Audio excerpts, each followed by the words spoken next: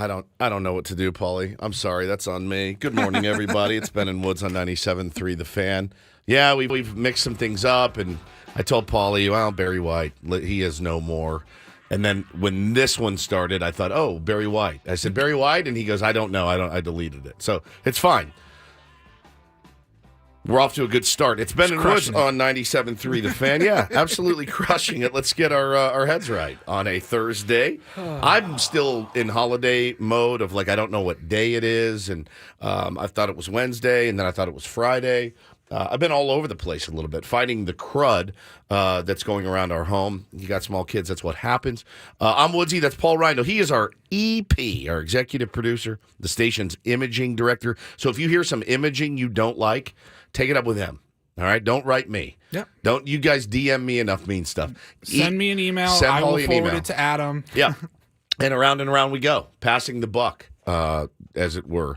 To my left is Benjamin Higgins, your friendly neighborhood sports anchor. Morning to you, Benjamin. Good morning. I'm an easygoing, forgiving sort of guy. Yeah. But I have to say, and Paulie, do you agree with me here? Woods comes in discombobulated at the start of the show.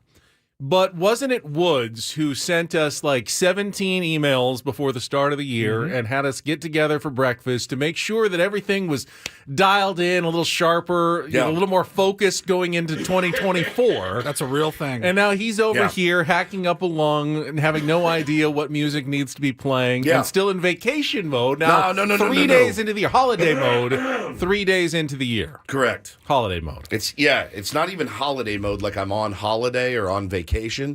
It's just the days are blending together. One child's in school, one child's out of school, one child's going to camp, one's not. There's all kinds of things going on. I'm just a bit of a train wreck right now, and I feel not great. But listen, my head feels all right. We can get through this today. Pipes are a little rusty. But that's okay. That's okay. We will get through it. I did. I woke up one morning during the break, and I had a lot of thoughts in my head, and I just wanted to get them down on virtual paper, as it were. And I started firing off emails to Ben and Paul. It was 3 o'clock in the morning. It was very manic, frantic behavior. I get it. Stone cold sober, by the way. It's not like I was on some 3-day bender and was let's write them my manifesto. No, it was I want to get this down on paper before our meeting. Here's some resolutions that we need to do for the show. Let's get yours together. Here's some things that went wrong at the end of last year. Let's fix those. We were sitting last night, as a matter of fact. We took a show road trip up to El Segundo. And it really struck me when the VP of product development for Callaway Golf walked out on stage and he said, we had a monster year last year. We had an incredibly monster year. We had to get back in the lab and figure out how to get better. And that's exactly what I thought. We have been doing so well. And I said to you guys, even in the email, it's kind of hard to pick apart a show that's doing well, but I'm going to try, a little bit. And you always got to be searching and striving to improve, in my opinion, at least. I think too many people in this business, in every business, actually, they look around, they go, things are pretty good. Can't really make any changes, can't even get better. I mean, think about if your favorite baseball player did that. I think probably many of them do. Many of them probably go, I had a pretty good year last year. Let's let the chips fall where they may. I like to improve. I like to at least try to improve. So that's where my head was at with those deals. But I did feel last night, I will say, and I don't know if I elbowed you or not when he said it, but when he said we had such a monster year, we had to get back in the lab and we had to create something better. I went, that's what I'm talking about right there. That's the mentality that I subscribe to. I'll tell you something my Peloton instructor said yesterday that resonated with me. It's impossible to stay the same. It is impossible. You are always either, in a small way or a big way, getting better or getting worse.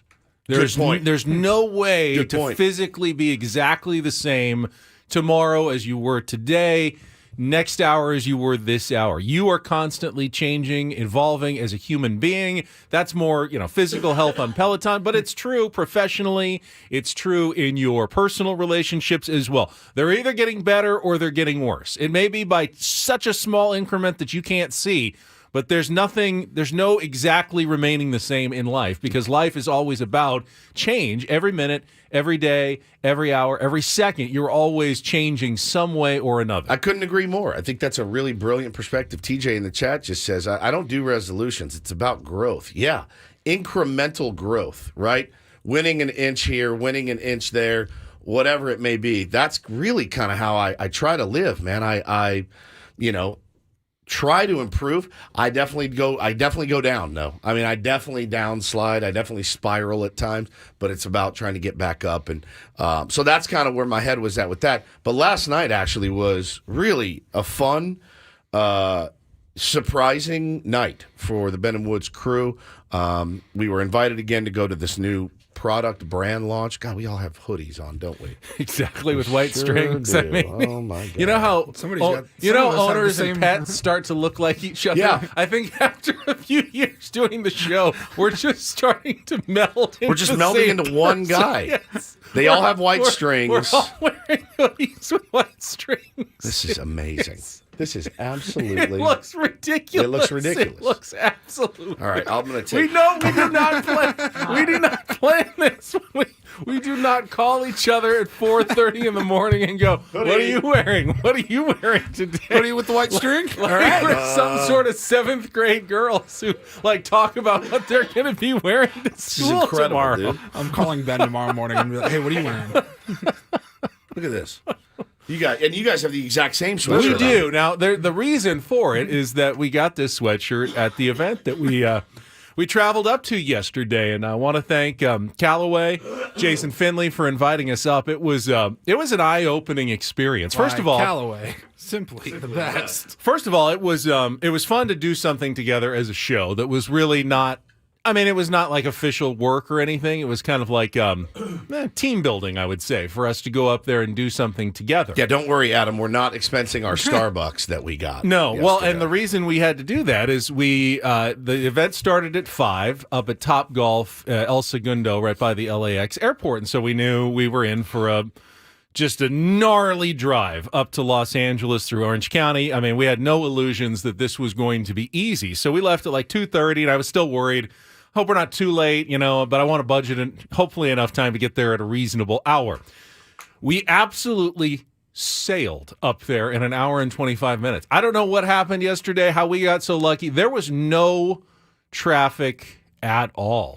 You guys, it was an hour and 20, and we get about 30 in, and Ben goes, "I don't want to say it, but," and I go, "Then don't." Like, shut up. I said, "Shut up. Shut up." I said, "Don't say it, dude. Do not say it." My camera's gone. What the hell? I hate this so much. Should have left your sweatshirt on. I said, "Don't say it, man. Do not say it." He goes, "No, I just mean like it." I go, "No, please." Our buddy Foster, the hillbilly from San Marcos, does this to me when we're playing golf. If I'm 3 holes in, "Man, that putter's on fire," and I'm like, "Bro, please shut up." And then I 4-putt. "Boy, you're sure good out of the sand today, Paulie." And skull. I'm like, this. I go, "Ben, consider this a perfect game right now. I know what you want to say. Don't say it with your mouth." And he said, "All right, I won't."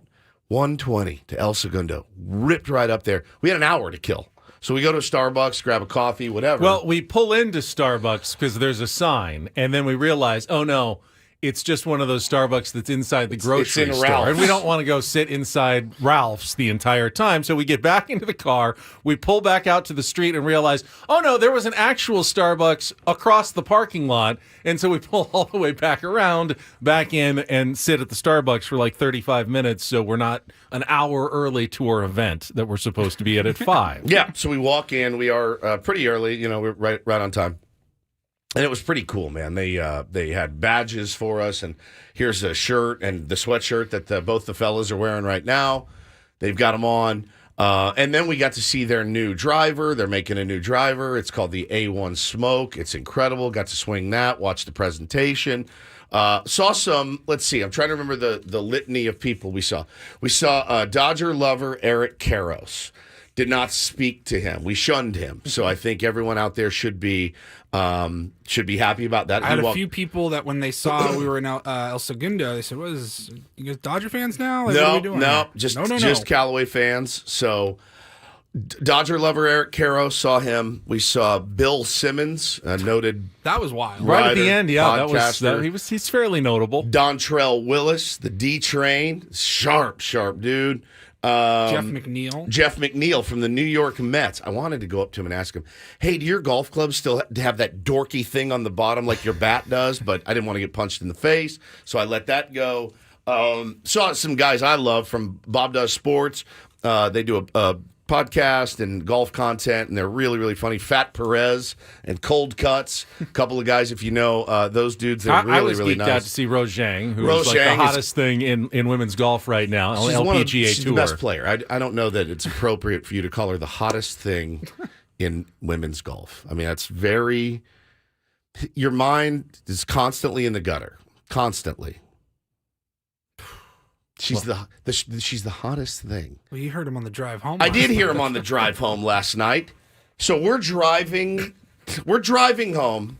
It's really 8:30. So we're on pace for a really, really good, get home by 9:15. Fantastic, man.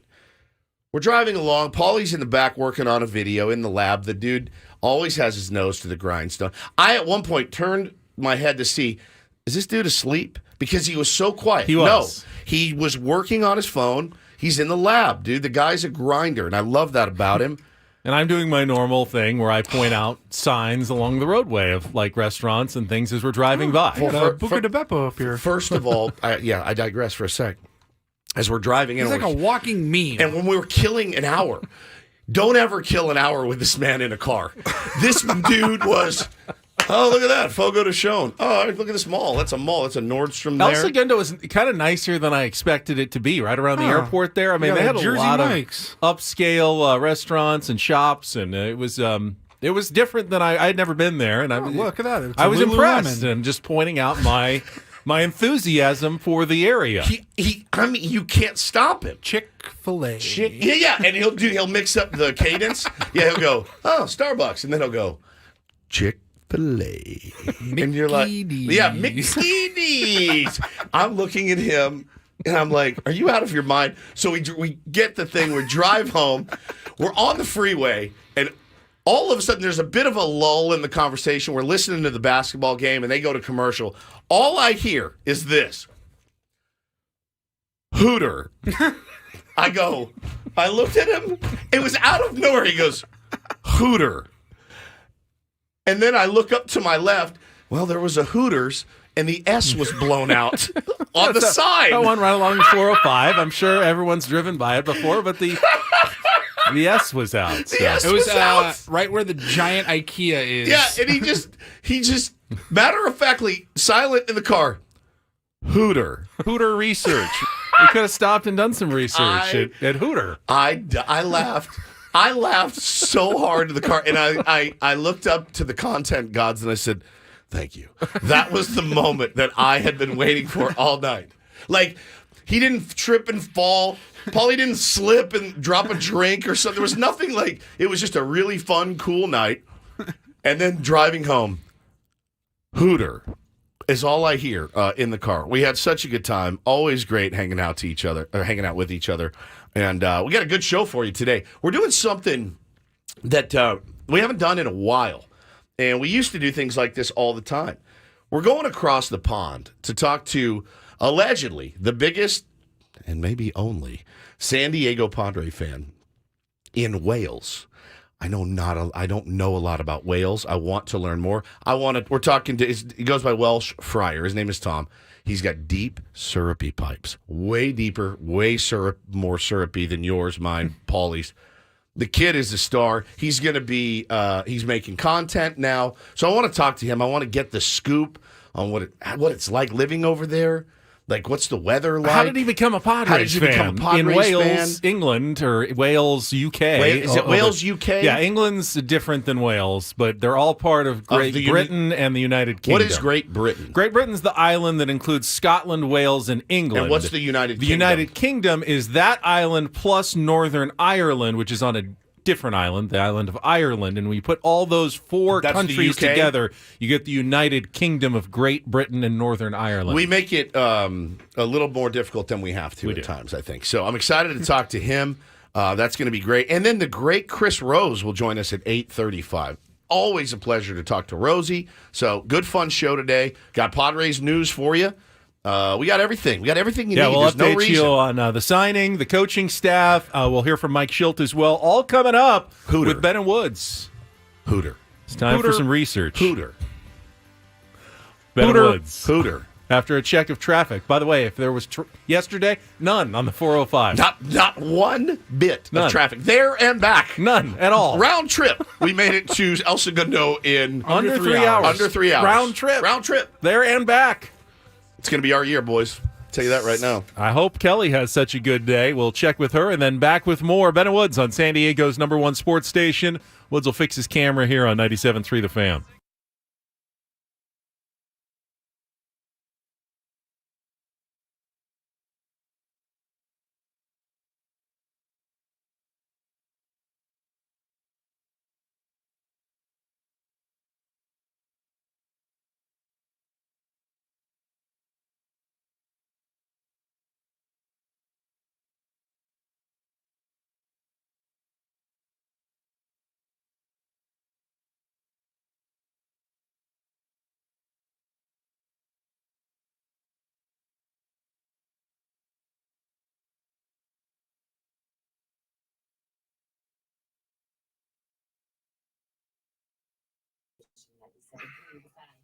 Did you lose anything from your favorite fan talk show?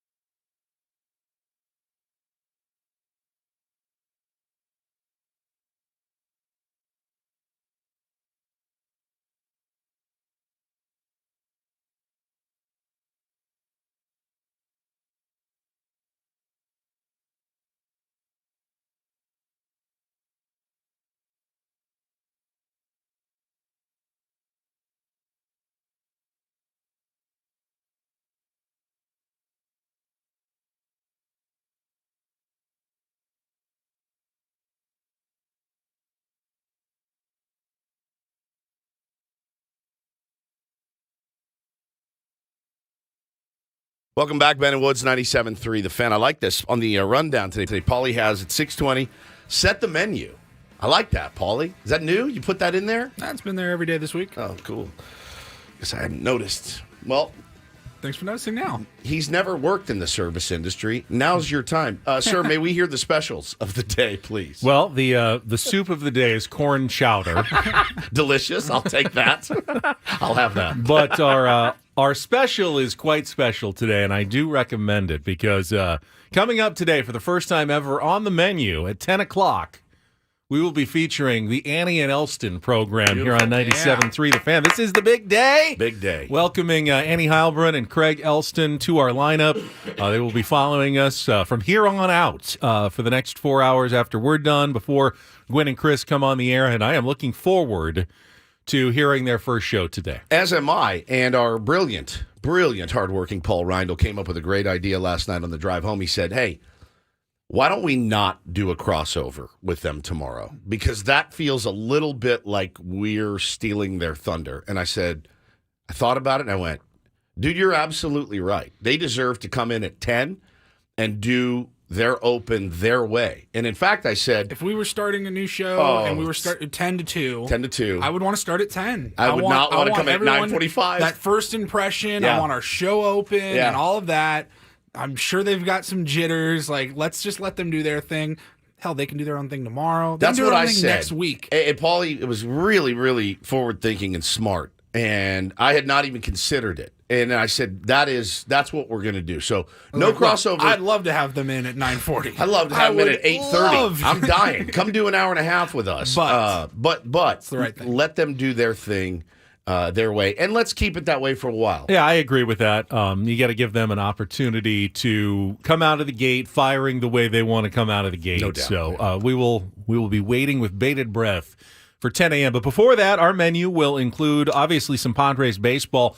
Of course, 3 minutes after the show ended yesterday, Padres dropped some news. No, it was 1 minute. 1 minute after the show yesterday, Padres dropped news of their coaching staff, which during the show you asked, what, they still need a coaching staff? And I said, they will announce it all in one fell swoop. At some point, they will just send out a release, and they'll have every coach listed. They did that, so we'll get in to the coaching staff. They did eventually sign the South Korean reliever.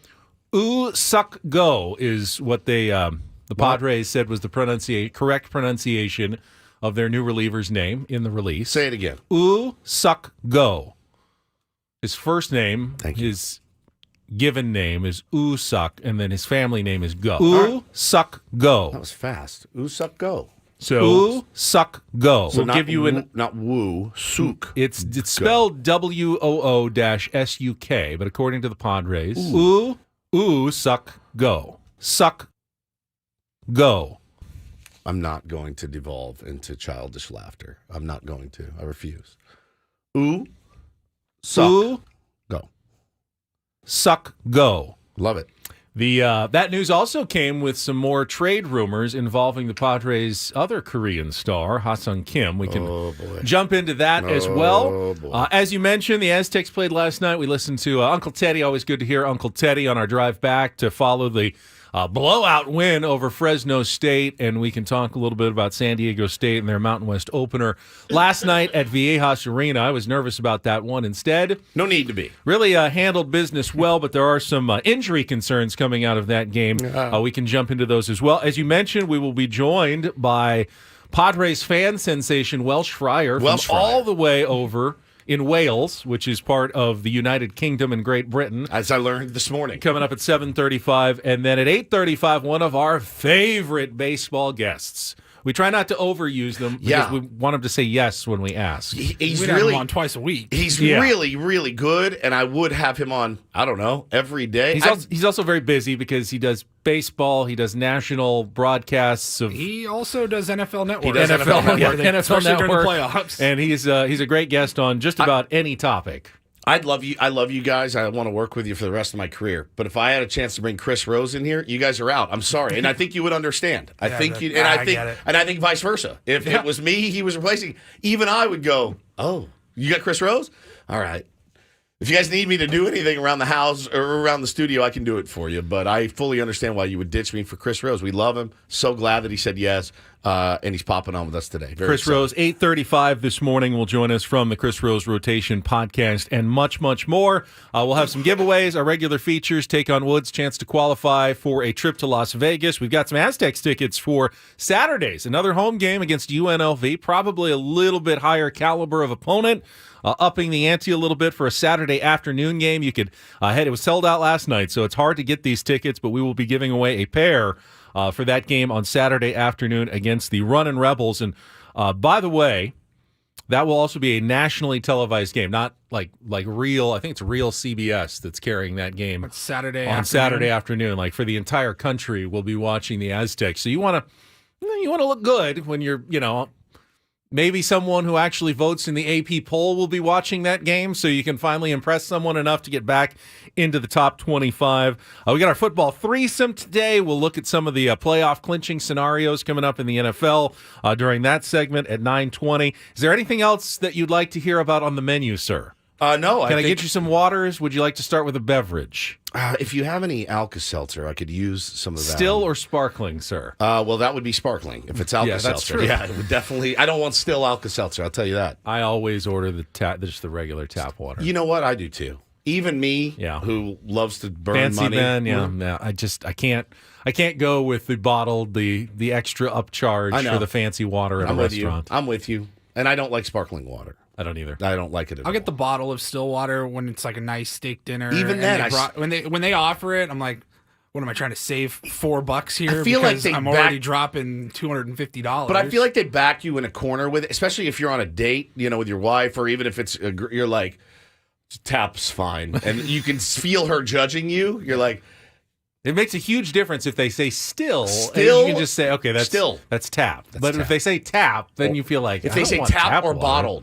bottled or sparkling or tap. They'll sell more bottled water if they say tap or bottled. That's true. But it also sounds kind of crass just to say tap. Yeah, tap. We're just going back to the sink in the kitchen, putting your glass under it and bringing it out to you. Always trying to back you in a corner in those restaurants, especially the nice ones. God. Can I add some shaved truffles to that as well? For sure. Yeah, yes, sir. $16 an ounce. Thank you.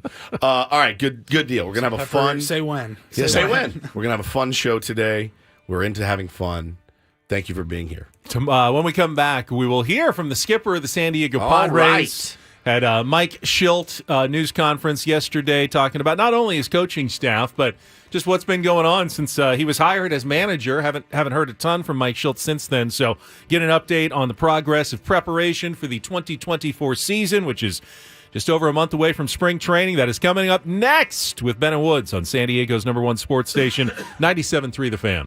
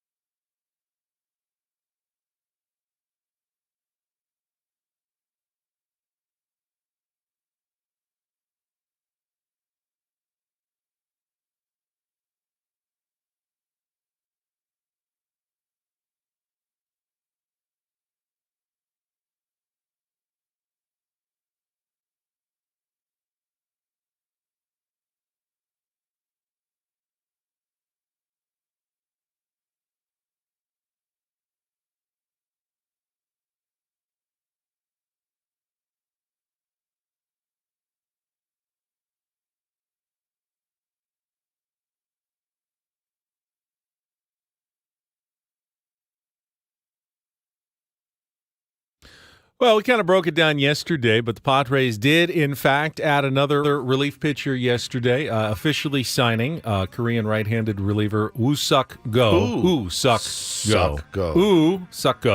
To a 2-year contract with a mutual option. Kind of broke it down yesterday, but the Padres did, in fact, add another relief pitcher yesterday, officially signed. Thank you for the repeat of what I just said. That was weird. That was What in the strange. world I have was no that? idea what was going on right Weird there. morning but, already.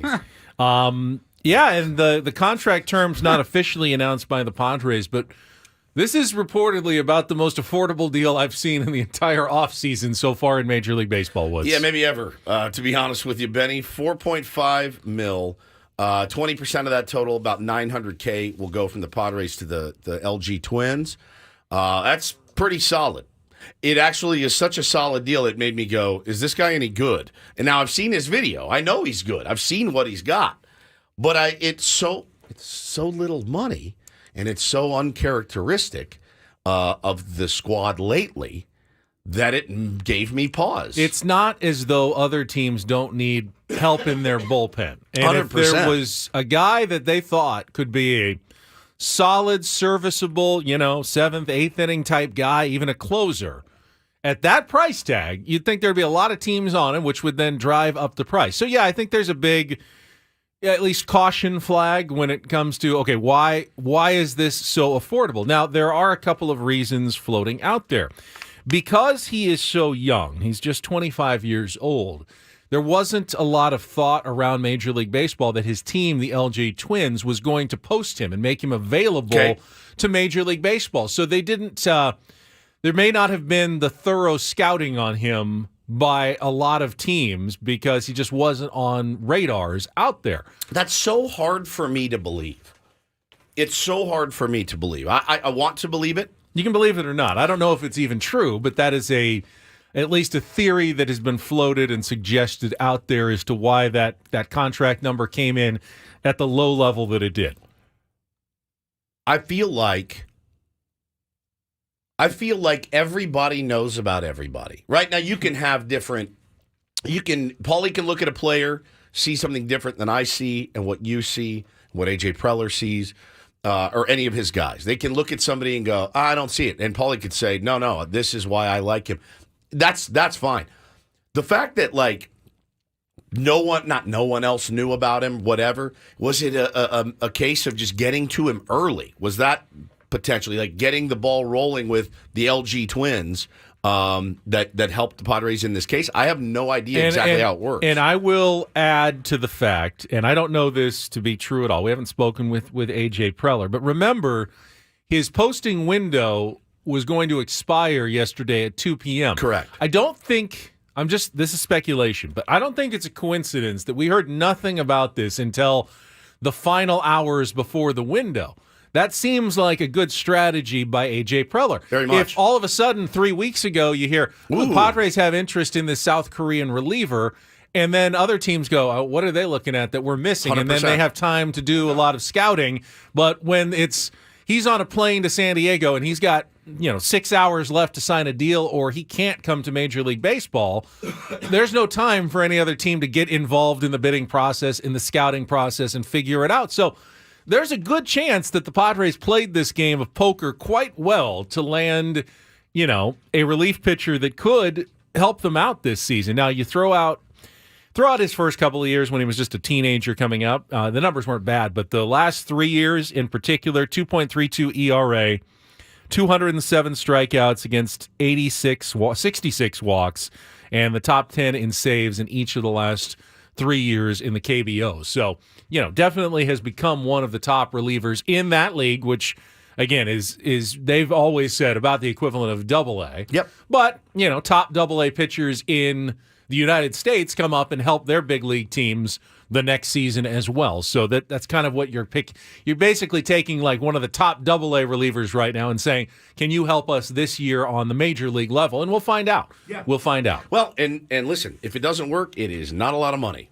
It is not a lot of money at all. I mean, we were actually joking about it in the car yesterday. We hadn't seen the terms of the deal yet, and Paulie was throwing out ideas like, well, 1 year, 16 mil, option for 18. Yeah, I said, man, nothing's going to surprise me these days. But after a rash of overpays, in my opinion, you know, we needed to find a nice budget deal, and kudos to AJ Preller, his scouting team, for whoever negotiated the contract. I'm assuming AJ, great job at getting a power arm for almost nothing these days, almost nothing at all. We'll see where he slots in.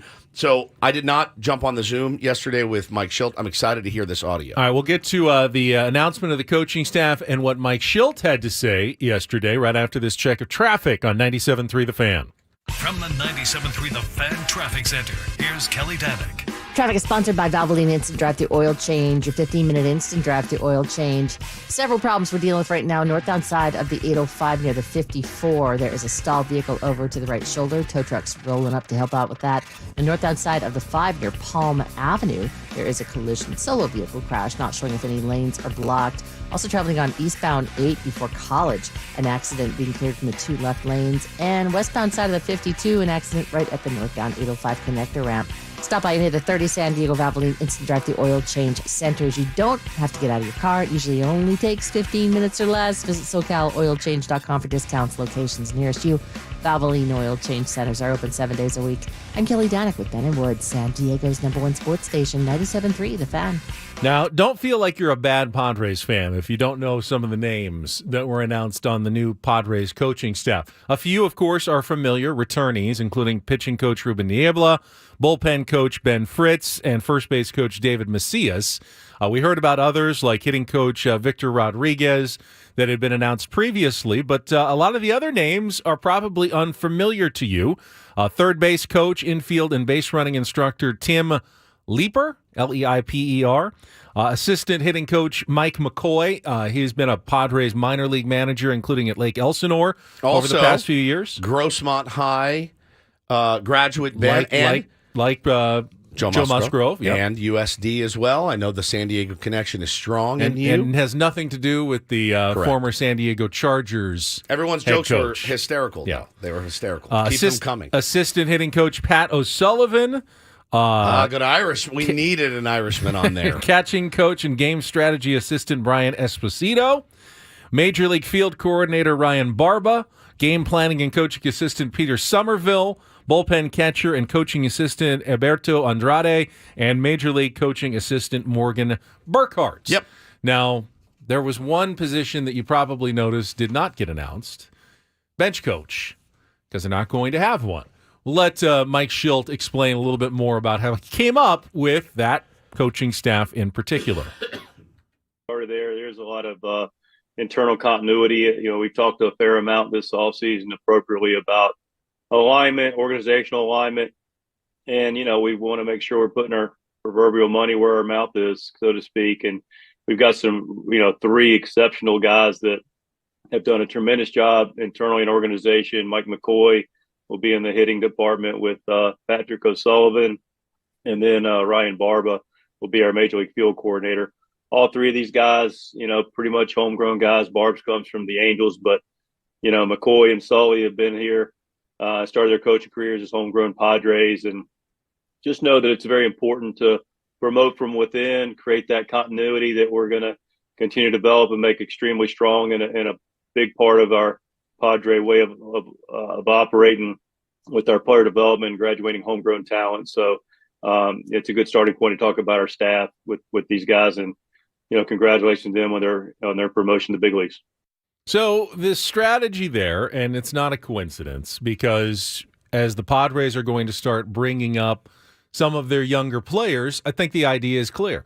They want those players, when they come up, to be familiar with their instructors when they get here, because they've worked with a lot of them in the minor leagues already, and Schilt was asked about that organizational philosophy about the young talent coming up through the system with the coaches at the same time. That's a part of it, man. It's part of the goals for the organizational alignment to create that synergy between the big league staff, the player development department, and then making sure we're keeping an easy transition into what can be a challenge for players as they come up to compete for a championship caliber club that we expect to have in San Diego. So that's really important, not only in the hitting department, you look across the board against our whole staff. One of the many things I love about this staff is the experiences they have. This is a group that has really fought and earned their way as players to get the most out of their careers. As coaches, like I said, they've managed, they've coordinated, they've gotten dirty in the sense of getting in the, on the field and coordinating different programs, and so they know what players and what it takes to be able to teach, communicate, immerse themselves with the players. And all these guys have clearly done it because they care about players, which is why we're here. So a little bit more maybe to answer your question, but it's definitely a factor to make sure that there was an experience level from a teaching and a coaching standpoint from a lot of different levels, including the big leagues, to round out our staff for not only our big league players, but the players coming up. All right. Yeah, just to follow up. Woods, what's your thought there on just the fact that we're not familiar with a lot of these coaches? There's not a lot of ex-major leaguers whose names we know, like under Bob Melvin, with guys like Matt Williams, former managers, people with a lot of big league experience. You're not going to see that on Mike Shilt's staff. I don't care. I really don't. It doesn't affect me one iota. I can certainly see their narrative, and I think that narrative makes sense when you say it like Mike Schilt just said it. I believe it. I think it does make sense on paper. I don't care who coaches the team. I really don't. I'm not going to get up in arms about it at all, one way or the other. I mean, again, you could bring in Barry Bonds, and you could bring in the biggest, best of all time. Doesn't mean they're going to translate. So I like where their head is at as far as the young guys coming through, and knowing some of the guys if they get called up to the show. Now, I may have cut off that last question a little bit earlier. Was he going to go on to explain why the team was not going to have a bench coach this season? Yeah. And, that one's weird to me. Mike Shildt said that was a conscious decision that they're going with a more holistic approach. Oh, boy. Espo will take over. Yeah. Go ahead. Espo would be like a two-headed deal. Like Espo will take over a lot of the game decisions. And then I would see Ruben being the guy that takes over the pitching side of it. But they also said that Barba, if there's ever a situation where Shildt gets ejected, he would be the guy who takes over as manager, which the bench coach traditionally does. Now, I guess the idea is that you keep everybody focused on what their area of expertise is, and everybody has their lane, pitching, hitting, strategy, and they're going to continue to do that no matter what, and they'll all just kind of take on roles of a bench coach going forward. This is an unusual strategy, though, for a Major League Baseball team. I think that's the thing that jumped out at me yesterday, the unusual strategy. And I think I said it in the car to you yesterday. I think my quote was, why do they do weird stuff? I think that was the quote from me. I think it was. Why do they do weird stuff? I'm sure that was the quote of a lot of people. I think so. Padres I think fans. that's a fair question. That's why, Like every once in a while, you could just go the conventional method. Yeah, I agree. When you start using words like holistic and stuff, that's when it gets me a little bit panicked, right? I'm like, oh boy, all right. Now, like I said before, I really don't care who the coaches are. I don't. I do think it would be important if I were a manager to have a bench coach. But again, if they're going to be using words like synergy and holistic, it does sound like there's going to be a lot of collaboration. And I will say it. And I know there's people in their car right now saying he's not going to say it. I'll say it. When you hear words like that, it doesn't do a lot to dispel the narrative that A.J. Preller pulls the strings. It just doesn't. It doesn't do a lot to snuff that out like a cigarette butt, right? You see where my head's at here. Yeah, I mean, but if you took that a step further, you could say if AJ really wanted to pull the strings, he would put his own guy as the bench coach and the guy who reports to him and reports on what Mike Shildt is doing. And How do we know that a lot of those guys, I'm sure Most a of lot those coaches, are his decisions. most of those coaches were in the Padres organization Correct. before Mike Schilt was. Well, that's true. Yeah. But of course, and AJ hired all of them. But of course, yeah, you didn't see the exodus from St. Louis, and I know, Skipper is a couple years removed from St. Louis, so people change, the revolving door. I get it; it happens in a lot of organizations. I will say that it doesn't do a lot to dispel that narrative, but again, I will stand on my original point. I don't care. Figure out who can teach these guys how to hit with runners in scoring position, teach these guys how to drive in a runner from third with less than 2 outs. I don't care who it is. I really don't. I don't care who's waving them around, as long as it's not Matt Williams, who's maybe the worst third base coach I've ever seen. So I'm good with what they have right now. Everybody gets a clean slate. They can come out firing and full of synergy and being so holistic. I'm good with it. But it's just weird to me. I got texts from people in the game yesterday saying, this is weird, no bench coach. It's weird.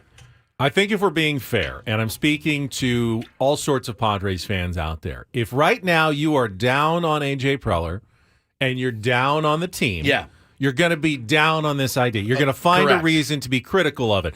Same thing. If you're an optimist and you want to think the best of the Padres and are hopeful, you're going to think, hey, this could be a good idea and this could work. I don't know what the real answer is, Nor do I. but your opinion of the Padres not having a bench coach is going to be clouded by basically your emotions toward the team at this moment. And we'll see if it works out. I tend to think it's not that big of a deal. I don't either. Either way. I mean, But it's weird. I don't think there's going to be like, oh, boy, the Padres really dropped the ball. That's something the bench coach would have done that no one did. Correct. They will assign every task that needs to get done to someone to get it done. Now, I do not subscribe to the theory that they're too broke to hire a bench coach. I also don't subscribe to the theory that nobody wants the bench coach job, because there are hundreds and hundreds of thousands of people, Ben, given the opportunity to be Mike Schilt's bench coach, would take it for $35,000 a year. I'm one of them.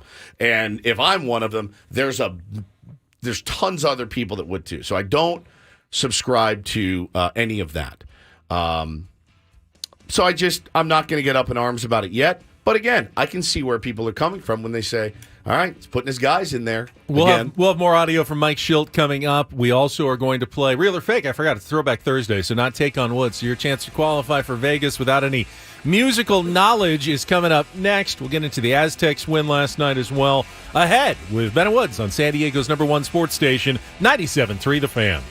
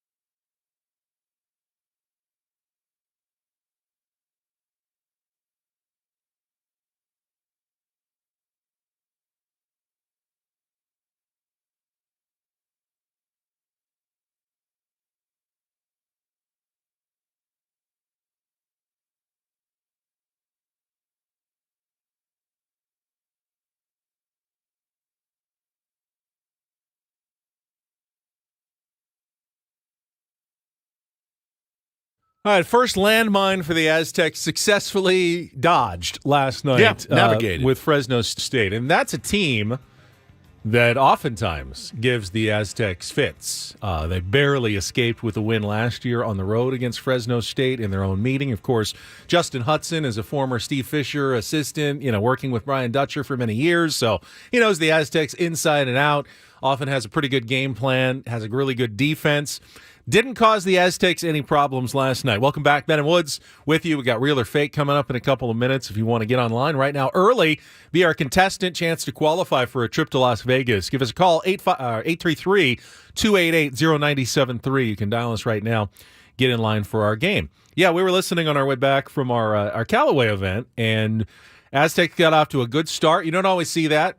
Sometimes they come out a little cold shooting, and takes a while for the offense to get going, but they broke out of the gate fast, put together a double-digit lead in the first half, and then pulled away in the second half with a lot of good play by Jaden Ledee, again, who has really emerged as one of the top players on the West Coast. 21 points. Actually only had one rebound in the game, which is way low for him, but rebounding's, sometimes the ball just doesn't go towards you in a game like that, and those numbers can fluctuate a little bit, but he's having a phenomenal season. I think, Woods, you asked in the car, he's going to play in the NBA. I think he's a next-level player for sure.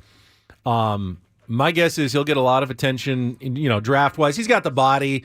He's got the physique for it, the strength, and the skill now that he has added a little bit of three-point range as well to his game this season.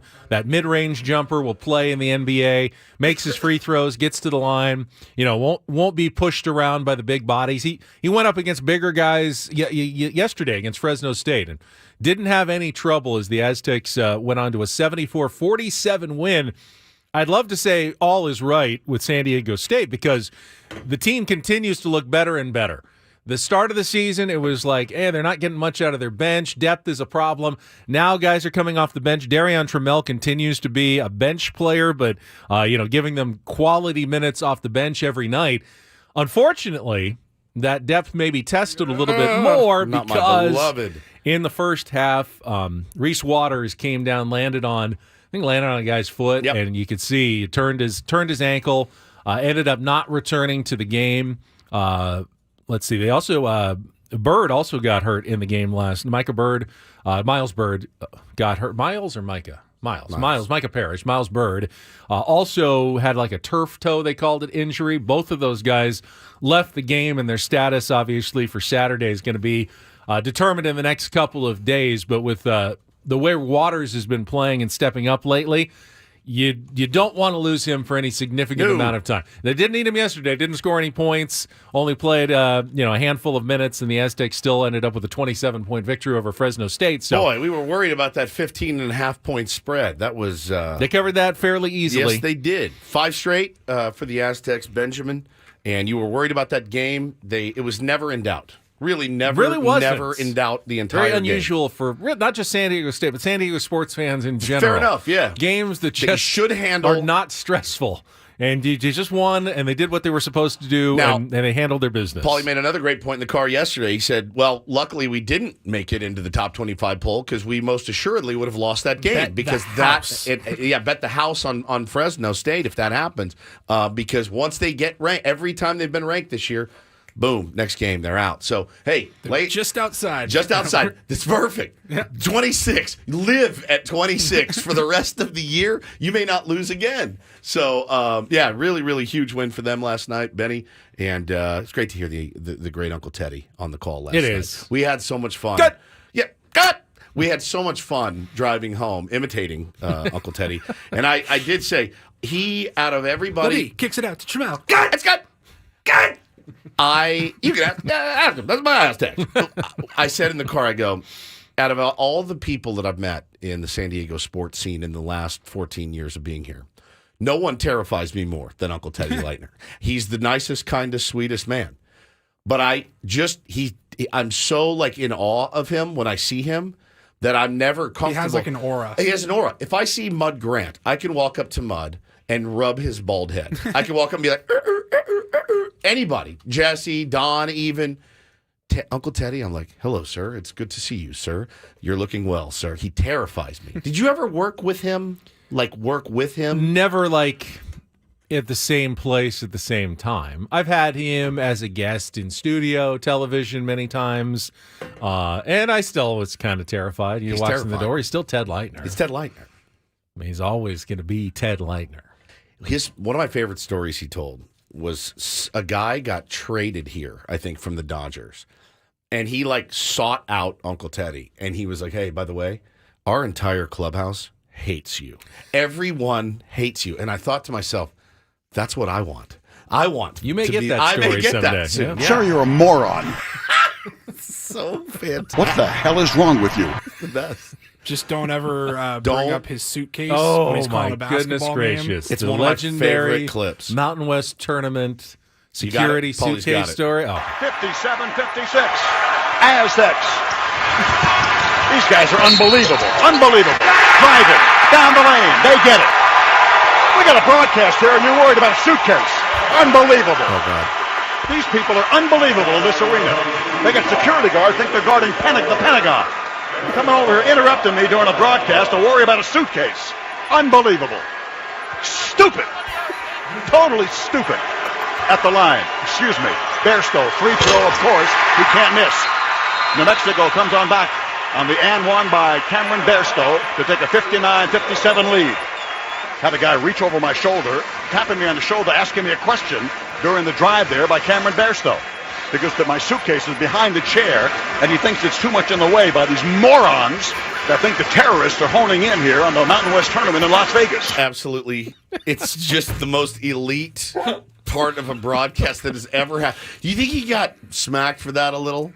I don't know. Imagine being his boss and being like, who's "Hey, in Uncle Teddy." charge of telling Uncle Teddy when he's wrong? Not I me. certainly wouldn't want to have that job. Here's a concept. Bite me. All right, hey, Ted, if you could you just calm it down, clean it up a little bit during the broadcast? You, sir, are a moron. He terrifies me. Sir, you're a moron. Thank you. All right, you're right, Uncle Teddy. Oh, God. He's just, I mean, what was that? Cameron Bairstow? Cameron So that, Bairstow. that must have been like, what, 8, 9, 10 Yeah. years ago in Yeah. the Mountain West Tournament. I think and the Aztecs won that game, though. I think it was the championship game. Yeah. That was a championship game, and they're just worried because his Radio his equipment comes in suitcase- cases. I mean, there's very little No, room. no, It was he the had a championship- suitcase. He was going to the airport. He was going to the after airport right after the game. That Yeah, was he the had it with him, championship yeah. game in Vegas, and it was a little bit in the aisle, and they were worried about people walking Tripping over outside it. or something. But by the way, I mean, in his defense, we're on the air now. If Adam just walks in and starts tapping me on the shoulder, I'm going to lose my mind. you can't I'm wait till going we go to commercial break. Just wait till I go to break, and then I'll be happy to move whatever it is you need moved. Fair enough. I love him. Love him so much. Unbelievable. Thank you, Teddy. Aztecs will play UNLV on Saturday, as I said, a nationally televised game at 1 o'clock on CBS. And then they hit the road next week at San Jose State. Both of those, they'll be favored. And then their first really big test at New Mexico, no longer with Cameron Bairstow, but next Saturday, another nationally televised game on January 13th. So the Aztecs are going to get some opportunity to have eyeballs see them across the country the next couple of weekends. Time to show up. It's time for Real or Fake right now, All too. right. Let's get to our game. Some are here for the compelling sports talk with Ben and Woods. You can go plow through another donut. It's time for Real or Fake on 97.3 The Fan. Tell the people what they'll win today. All right, we're trying to qualify Victor for a trip to Las Vegas, 2 nights at the Westgate Las Vegas dinner at Edge Steakhouse, and 2 tickets to Barry Manilow at the Westgate Las Vegas International Theater. Get your tickets now at Ticketmaster.com. Victor, good morning to you. Welcome to Real or Fake. How are you? Morning, guys. Hey, buddy. All right, you can even take advantage of Woods' expertise or lack thereof in our category today to try to get 4 out of 7 right in Real or Fake. Here's your category. A new year often means new laws go into effect. And today, I have a list of actual laws on the books in the state of California. Okay. Well, some of them are actual laws. You just need to separate the real from the fake. Okay, easy enough. All right, Victor, you ready to go? Yes. All right, round number 1, real or fake. In El Monte, California, it is illegal to own a pinball machine. Real or fake, Victor? I would say fake. You would be wrong. That is a real law. I have no idea why it's on the books, but it is. Don't buy a pinball machine in El Monte. All right, round number 2. What happened that had to become a law? Don't know. For real. Pinball gangs started kind of forming, and they had to nip that in the bud. They're annoying to listen to sometimes. Click, click, click, click. Maybe they click, just click. don't Surprised like, they don't have one here in the sales floor. The Who's Tommy was just getting on Maybe. everybody's nerves. All right, round number 2, Victor. In Eureka, California, it is illegal for a man with a mustache to kiss a woman. Real or fake, Victor? Say real. You would be correct. There's no way. I don't think it's strongly enforced, but at so some point they stupid. put that law in the books, and you could be liable in Eureka. Woods, I don't know. I mean, you're kind of shaggy. Shaggy. But I don't have Hannah probably would like to prosecute you if you tried to kiss her. So That's Well, I'd be in prison with my beard. oh, you got a nice thick one as well. excuse me. Yes, I do. What in Beard. He said beard. Wow. Round number Oh 3. my God. In Save that forever. in Blythe, California, Victor, it is illegal to wear cowboy boots unless you own 2 or more cows. Real or fake, Victor? I'm gonna say real, I guess. He's gone with I'm real. gonna say fake. He's going with real, though. He is right. Oh my God. They do not like fake cowboys out there in Blythe. If you don't own cows, don't try to put on the boots. Don't go to a Morgan Wallen concert. I'll tell you that right You now. need cows, Just plural. arresting everyone. You can Everyone's have Once arrested. again, You can have one cow. I'm arrested. You're getting arrested with your cowboy boots. All right, let's go to round number 5. Here we go. You're doing well. In Fresno, California, it's illegal to call a promotion Taco Tuesday unless tacos are at least 50% off the listed menu price. Real or fake, Victor? I'm gonna say fake. Yeah, fake. That is fake. Very good. All right, we are 1 away from victory. That's 3 correct, and you've got, I think, 3 more chances here to get it all right. All right, let's see. Round number 5. In Truckee, California, Victor, it is illegal to sell ski poles without skis. Real or fake?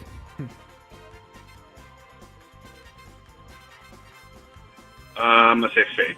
Fake. That's fake. Very Yes. good. That was All a right. solid win today. Congratulations, Victor. Let's do the last couple here just to round it out. In Long Beach, California, it is illegal to curse on a mini golf course. Real or fake? Woodsy, Real. what do you think? Real. That is real. Very good. And in Los Angeles, California, it is illegal to wash your neighbor's car without their permission. I've heard that's real. That is real. Yeah, I've Very heard good. that Everyone before. did very well. Victor, well hang on the done. line.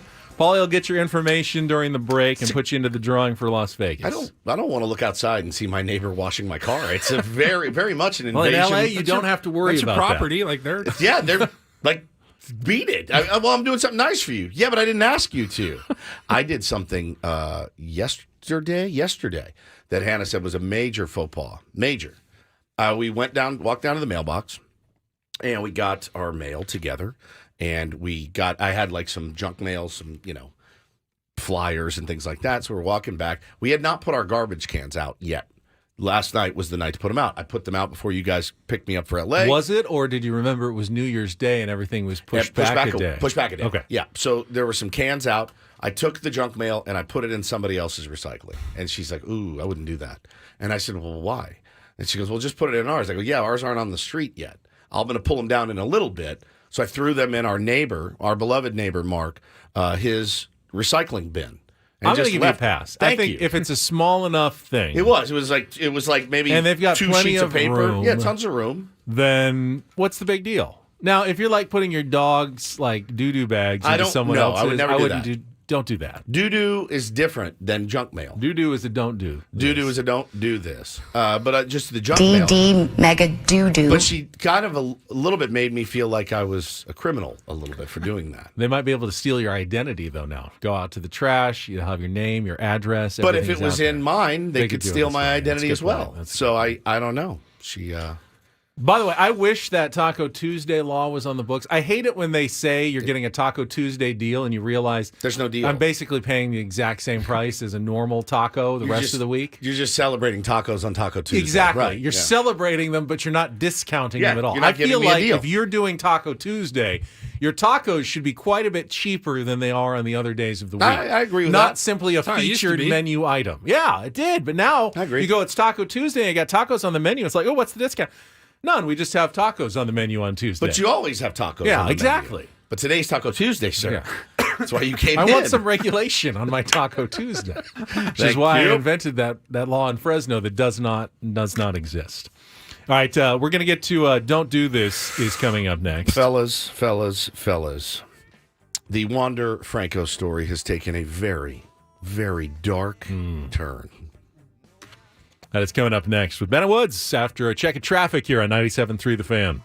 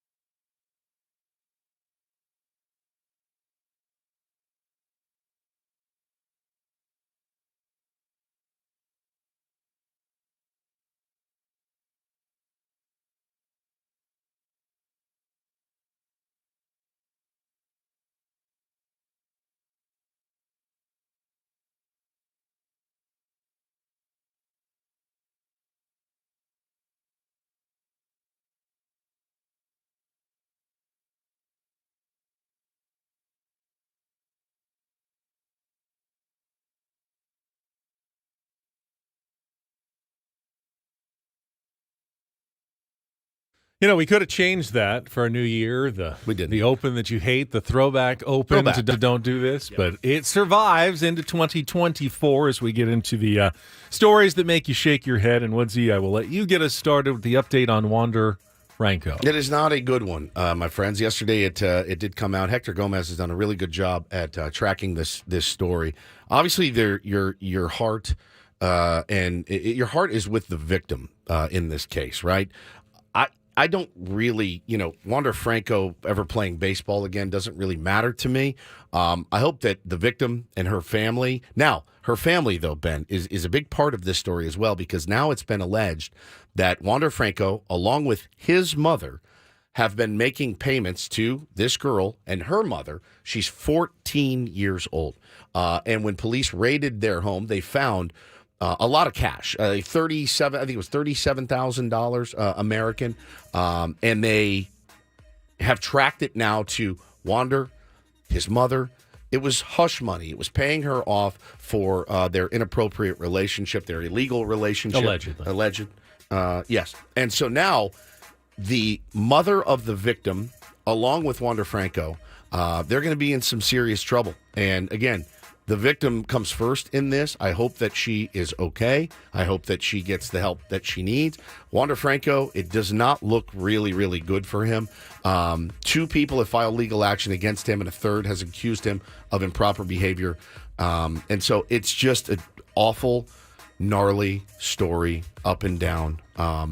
But yeah, they found the cash. They've tracked some accounts as well, leading them all to Wander Franco and his mother, who helped him cover this up. I'm going to throw a curveball, an unannounced curveball into Don't Do This right now. Because if you're watching on our YouTube stream, you'll see behind me that the sun is once again rising to the east in San Diego as it does this time of year. Yes. I know who's getting this. Adam's getting this one. Yep. And our boss Adam is getting this one because it was a real problem on Tuesday as well. Yesterday it was rainy, so it was dark and cloudy outside. It doesn't make it a problem, but we have very thin sunshades and they don't really block the sun. So people watching, I don't really have anywhere to go other than right here. And we asked the Adam and the engineers, is there something they could do to maybe, make it a little darker so it's not such a distraction? And Adam said, well, we have shades. You just have to lower the shades. Yeah, pull them down. There's a cord, like a chain, and you pull down the shades. Right. Yeah, like we've done on every show that we've been here in this building for like 4.5 years. They're down. They're down. Mine are mostly down. They're down right now behind me. I know if you're not watching, you don't see this, but it's so bright you can't tell they're down. Adam did not believe me when I said, yes, the shades are down. No, you have to roll. You actually have to pull them down. They're not automatic or anything. I know how blinds work. I'm 48 years old. Yeah. I've lived in houses that have blinds with chains, and I know how they work, and they've been down this whole time, and yet it doesn't block the sun behind me at this time of day, at this time of year. I'm surprised he didn't tell you, did you try unplugging the blinds and plugging them Plug them back in? and blow into it. I mean, I thought I was going crazy. Like, is there a second set, like in a hotel? He did. Where He asked, is there a darker? Yeah, like is there? Am I missing some set of curtains here? That there's just the one set of very thin blinds that do nothing to block the sun behind me. So I apologize to the YouTube viewers, but I was going like, am I not understanding something? The blinds are obviously down. Obviously, we put the blinds down. That's the first thing anyone would do when they're trying to block the sun behind you. Oh my! You're like Jesus. Yeah. Hi, everybody. This is what it looks like when the blinds are up, Adam and the engineering staff. Now, Woodsy's going to put the blinds down, and they don't do a whole lot. Thank you for that. And thank you for not thinking that we knew how to pull the blinds down in the studio after 4.5 years. Engineers don't think much of radio talent. I can tell you that right now. They don't think that we're very bright. I do like that it's your year to go in on them instead of me. I'm always on the chopping block with them, but I'm glad that you're going nuts. And now let's get to this story. Is actually a mixture of don't and do this items. Mega do. There's really all together. There's really no do this in it. Other than there's a few do. I mean, it's sad for Tyreek Hill of the Miami Dolphins. His house caught on fire while he was at practice yesterday. His family was in it. It's obviously terrible. He left practice immediately to get back to the house. They had news choppers in Miami over the house with live coverage of what was going on. Now, the do this is the family got out safely. Firefighters were able to get there, be heroic, put out the flames, do what they were supposed to do. And we also had some bonus coverage of the entire incident thanks to Tyreek Hill's neighbor, who just happens to be the legendary Rick Ross, who lives right next door. It's unbelievable. Who got his phone out and decided to do a little man-on-the-scene coverage Brilliant. Of his neighbor's house fire. Here's Rick Ross. Just my opinion. Must be an electrical fire because the smoke is getting thicker and thicker as the fire trucks stand here. More and more helicopters. God is great. It's unfortunate. The house caught on fire across the street, but, I checked with the firefighters. There's no one that was injured. Everybody was out of the house. Fire's under control. God bless the homie. You already know. I would listen to him read the phone book. I love that man. He's got a future in local news reporting if he wants to follow that career path. Could you imagine, all right, now let's go out to our man on the scene at the Hotel Delano where they've installed an ice rink for Christmas. He's like, this is amazing. I'm ice skating. It's 85 degrees. A couple details here. Drew Rosenhaus, who is Tyreek Hill's agent, said the fire was contained to one room in the house. That's good. Some of Hill's family was inside the home when the fire began, but they got out safely. Hill paid $6.9 million to the 7-bedroom, 8-bathroom home in May 2022. Many of the bedrooms, a home theater, and the den were among the rooms upstairs, according to the property listing. The house also features a putting green, an NBA-sized basketball court, a heated saltwater filtration pool, a spa built for 10 people, 2 guest houses, and lemon, mango, and banana trees on the property. Literally sounds like paradise. Just like where I would like to spend a week, just sitting and relaxing and doing nothing. Rick Ross is a newsman is what I'll think about for the rest of it. I'm down here at the bakery with the world's largest cookie. They did it. It's 12 feet long. I mean, just him doing features would be the greatest. No. Oh, no. Oh, no. Oh, no. Oh, no. It's JR. Here he comes with some giant I'm telling contraption. Our lead engineer has my just God. walked into the building. you. and Look at he's- me. Breaks the toilet. Breaks the toilet. We didn't break the toilet. And the fact that anyone suggested, did you try putting the blinds down? Yes, we had the blinds down. It's fantastic. Yes. Yeah, he did. The blinds I have been promise down you. for 4 years straight. I promise you, JR. The door for you. What else do you want? Oh man, he is working on the problem as we speak. So when we come back, I'm guessing I will have a little shade behind me. We're going across the pond. JR, just unplug it and plug it back in. Already did that.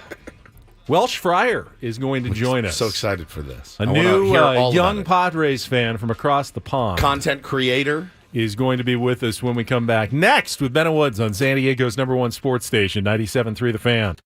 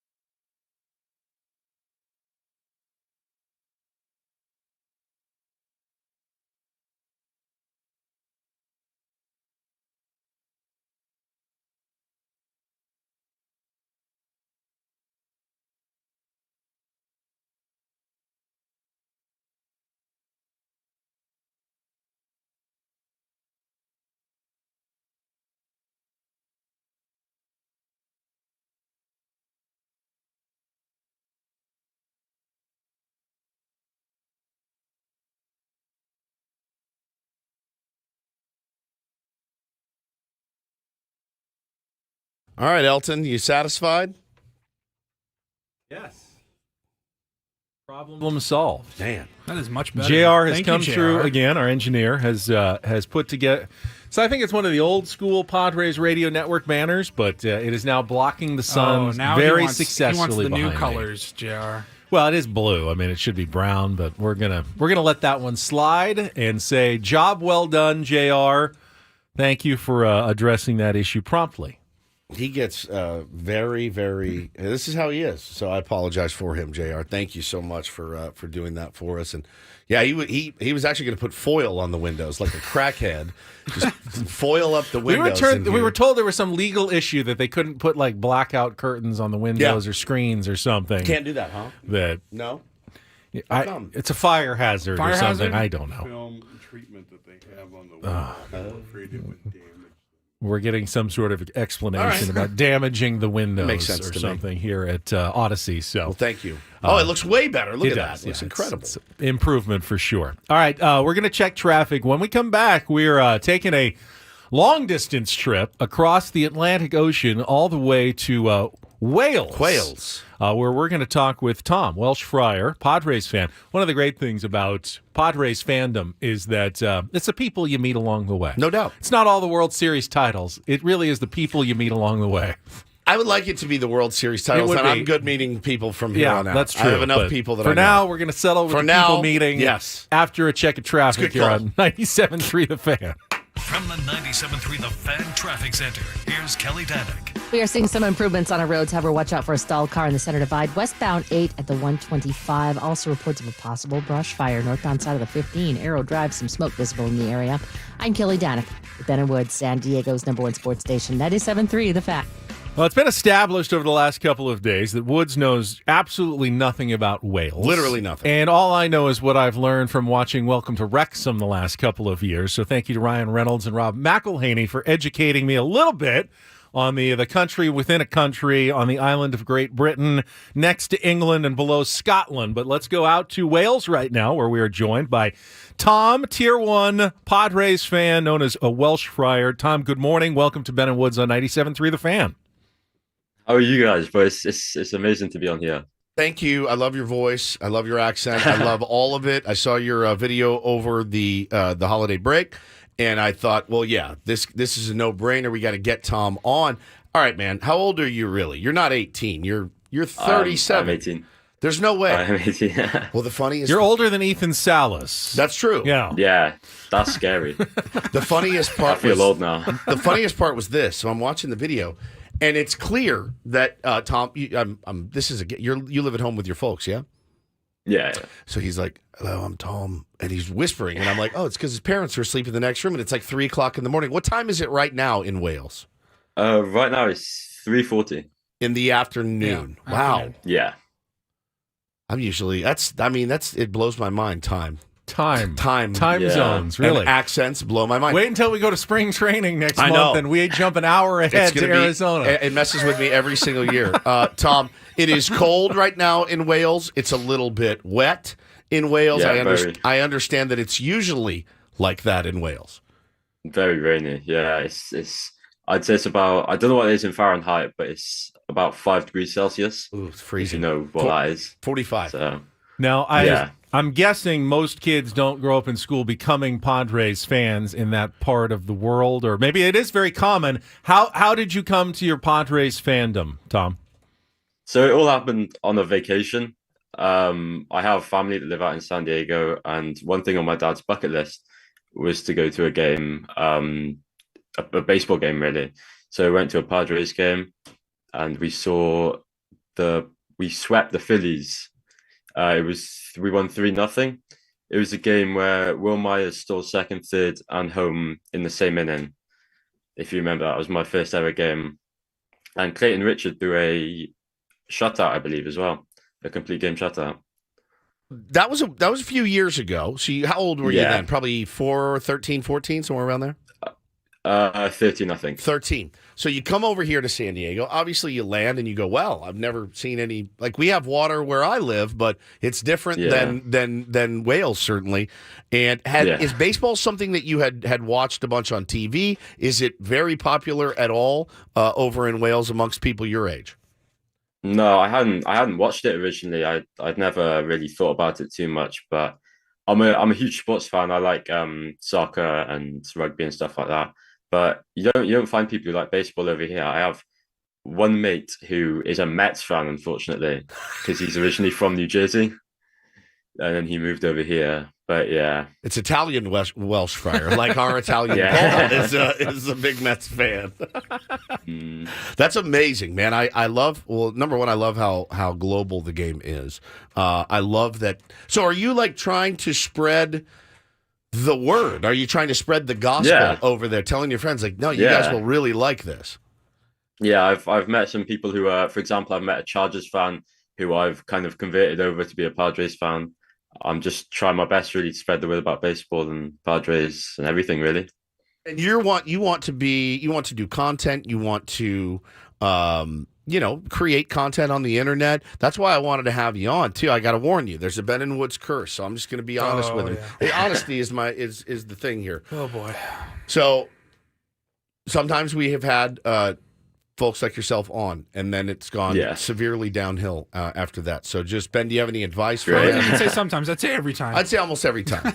So live like I would live, and you should be in good shape. Be like Ben, and you will be fine. Also, keep your wiener off the internet and out of women's DMs. I think is probably a good way. I will try that. All right, good. I have a question. Now, do you actually speak Welsh, Tom? I speak a little bit of Welsh.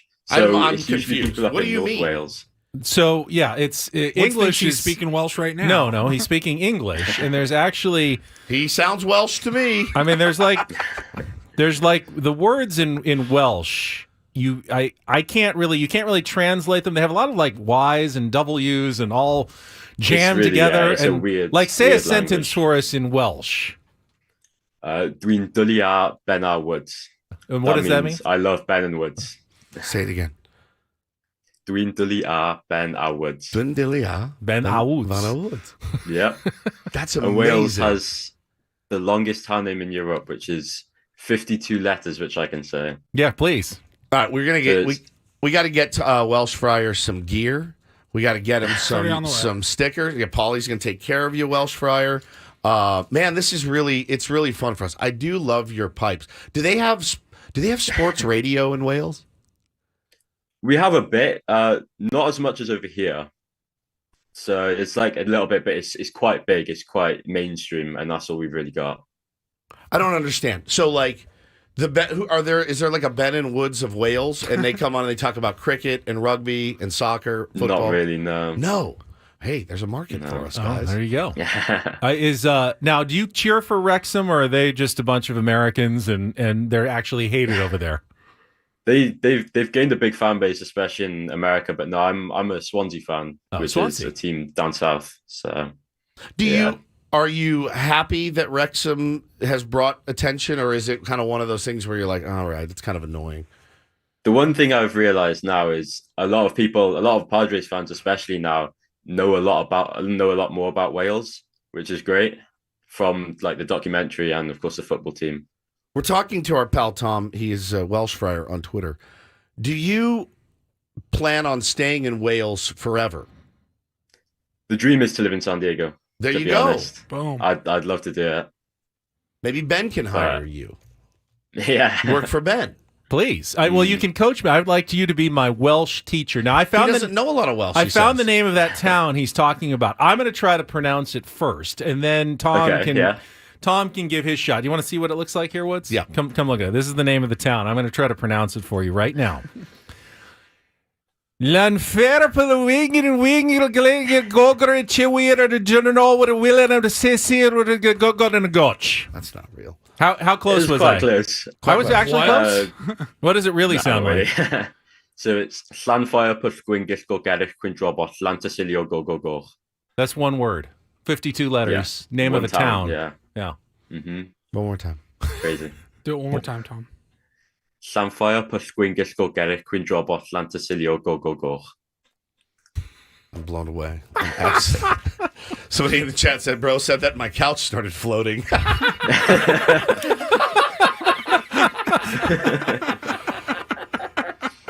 I'm going to throw it into the YouTube it's chat crazy just so language. people can see the actual word that he just said to us. Somebody's like, I am on All drugs. right, so whenever the Padres go on a losing streak, we need to play that. That's going to be the magic that snaps us out of it. That was absolutely incredible. So what other aspirations do you have, my friend? I know you want to live in San Diego. I couldn't recommend it enough. Been here 14 years, never would leave. Getting out of Wales and moving to San Diego seems like a good plan. Do you have a girlfriend there, or would you like to meet a California girl? I'd probably like to meet a California girl. Recommended. I think they're a bit better over there. Yep, maybe. To be honest. Recommended, certainly. Benjamin, you're deep in Welsh. Okay, Yeah, he is I'm now gone. gone down the rabbit hole a little bit here. I really want to know more about that town. I just shared the name of it with everybody That on our is YouTube chat. Beyond brilliant. Beyond brilliant, man. Well, Tom, we thank you very much, man. We look forward to catching up with you throughout the year. Who are some of your favorite players before we let you go? Who are the guys that you really love watching? My big one is Jake Cronenworth. It's a bit of a weird one, but I like the fact that he was drafted as a relief pitcher and now he's come in as an all-star second baseman. I just love the hustle that he's got, really. My wife, and he's a long name with a W in it. Yeah, he does. So perfect. My wife will be your biggest fan as well, Welsh Fryer. Yeah. Thank you, buddy. We look forward to catching up with you throughout the year. Awesome. Look forward to seeing your Thank you so content much. and keep kicking ass out there, man. Stay warm out there in Wales. Yeah, I'll try. All right, buddy. That was awesome. I love it. I can't believe there are Padres fans, far-flung reaches of the world now. I don't think that would have been the case 10 years ago. You know what's weird is like being the only one. Being on an island and you're the only one is wild to me. Like you have nobody else around you even probably knows what the Padres are, and here you are repping them. You got stickers all over your wall. You got a Let's Go Padres towel in your room. You're living with your parents. You're trying to get the hell out of Wales. I mean, it sounds like a really, really That's good... someone who doesn't like just to go with the flow. Yeah. They want to have their own flow. I love it, man. I love that voice. I love that accent. Where did you find that name again? It's I found it on Google, the old Google. Welsh town name, 52 letters. And, Welsh.com. It came up for the. It's a village with a long name in northern Wales. It's the longest word in their language, which features a lot of very long, complicated words. That couch floating line was one of my favorite lines I have ever heard in my life. He said it, and my couch started floating. I'm like, that is absolutely incredible. Incredible stuff. Well, he didn't say that. So I guess I wonder, does that mean, since Crony is his favorite player, does that mean he's hoping that Ha-Seong Kim gets traded? Which, by the way, was a little bit of a nugget yesterday, Ben, that we've glossed over today. Yeah, Dennis Lin reporting in The Athletic that along with the signing of the Padres' new reliever, Usak Go, there has been quite a bit of interest around the league in Ha-Seong Kim in potential trade talks. Now, interest does not mean that the Padres are actively trying to trade him, but he is certainly a player that is going into the final year of his contract that has value around the league based on what a great season he's had, last year and even the year before that. And if the Padres are looking to, find more controllable players and potentially reshuffle their roster a little bit more, it's certainly a possibility that Ha-Seong Kim could be dealt for the right price, I would think, at this point. Again, he's going to command a lot of dough. It's such a calculated GM move, Ben. I mean, this is what teams like the Rays are really they're good at it. It's not the best way to galvanize your fan base. He is a fan favorite. People adore him. He is the hardest playing member of that team. Nobody plays harder than that guy. 162 games. As many games as he's in there, you're getting max effort. Always from Ha-Seong Kim. It's a terrible way to you're going to piss off a lot of people in this fan base if you do it. It's also, is it the smartest business move you can make right now? Probably. But those two things You can be right there on the fence. You understand why they did it, but you can hate it. I mean, like trading Juan Soto, like not re-signing Blake Snell, assuming that the Padres don't do that, and trading Ha-Seong Kim possibly, all kind of fall into that same bucket. And it's things that are not going to make fans happy. Things you don't want to do, but you have to do. But at the same time, if you don't do any of them, it's not really forward thinking. It's not that smart. If you don't think you can re-sign Ha-Seong Kim, and based on how he's played, he's looking at a 9-figure contract in the offseason next year. Over $100 million probably, multiple years. Ha-Seong Kim's, this is going to be his big one. For the rest, the biggest contract he ever signs in his life. And if the Padres aren't going to be doing that, well, you can get quite a bit for him right now for one season as a rental at this point. If you don't, then you risk the possibility that he leaves for nothing at the end of the year. Yep, no doubt about it. I am. We just.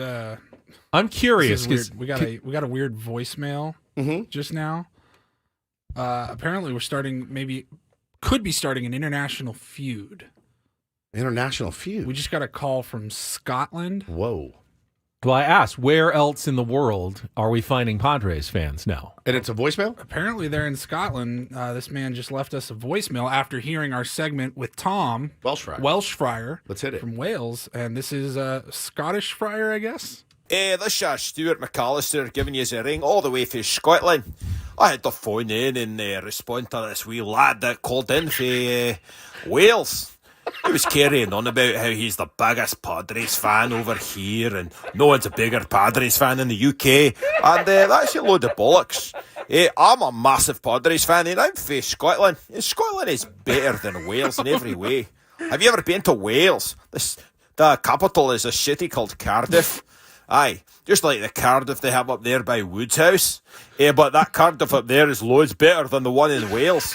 The one up there, they've got at least the Cardiff crack and the women with the yoga trousers. They don't have any of that over there in Wales. They just got the rubbish weather and the soggy toast.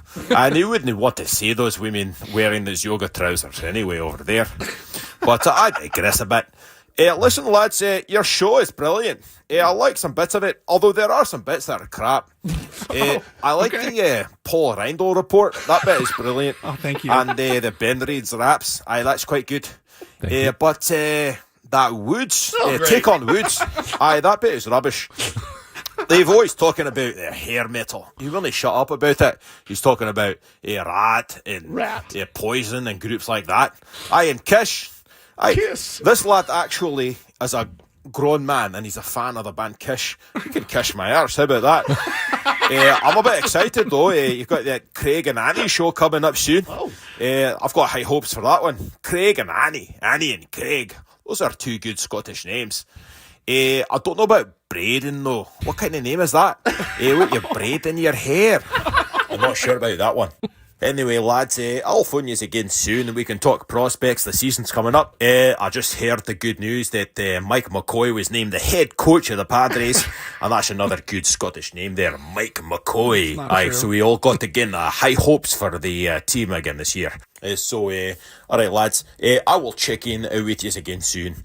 Cheers. It's Robert McAllister. Stuart McAllister. Stuart or Robert? I think he said Stuart. Did he? That was I don't know. Call in from Scotland. That was amazing. So he likes Ben Reed's raps and the Paul but Reindl. not take on Woods. This is Stuart McAllister giving you a ring all the way from Scotland. All right. Well, listen, that was unbelievable. Unbelievable. Wow. You never know. Where do we go from there? I don't know. Is there a British friar? Probably that wants to Northern call Ireland. in? Yeah, Northern Ireland. Yeah. This is our next stop. Holy crap. Padres fandom going forward. That was unbelievable. All right, do not go anywhere. We are coming back. 8 o'clock hour will include one of our favorite guests, Chris Rose from the Rose Rotation podcast. NFL Network will join us. Much more on the way on Ben and Woods on San Diego's #1 sports station, 97.3 The Fan.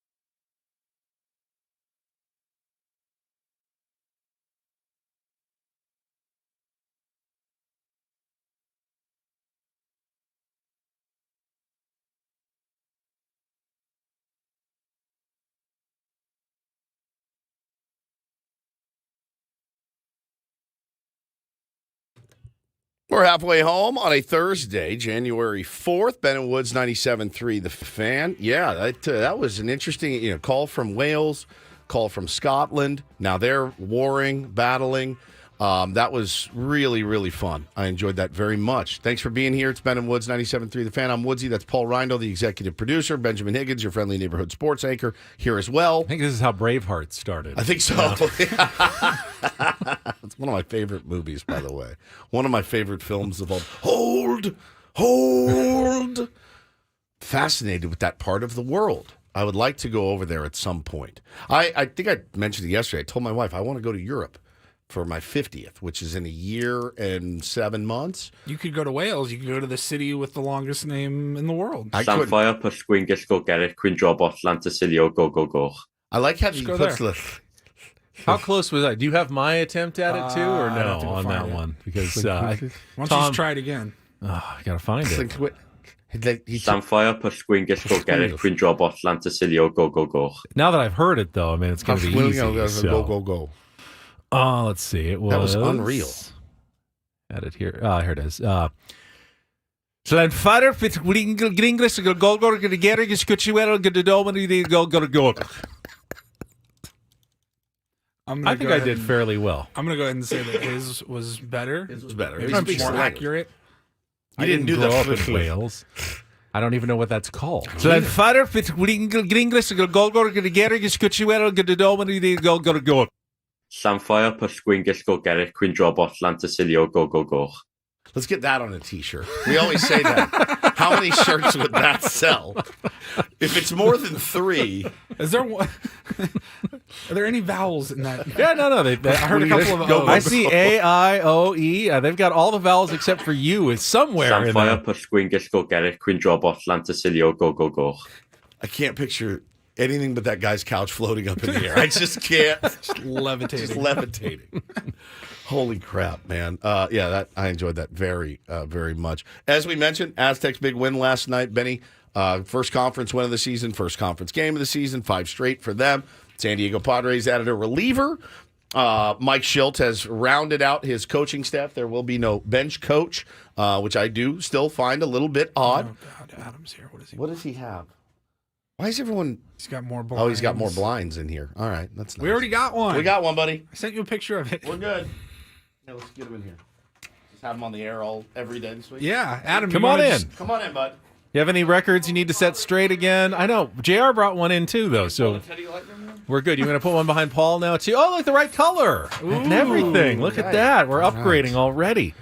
Just a few minutes into the rails. It's just off. It's like a Friday show on a Thursday. Speaking of off the rails, I texted you guys over the break, and all I said was Subway story. That's all I said.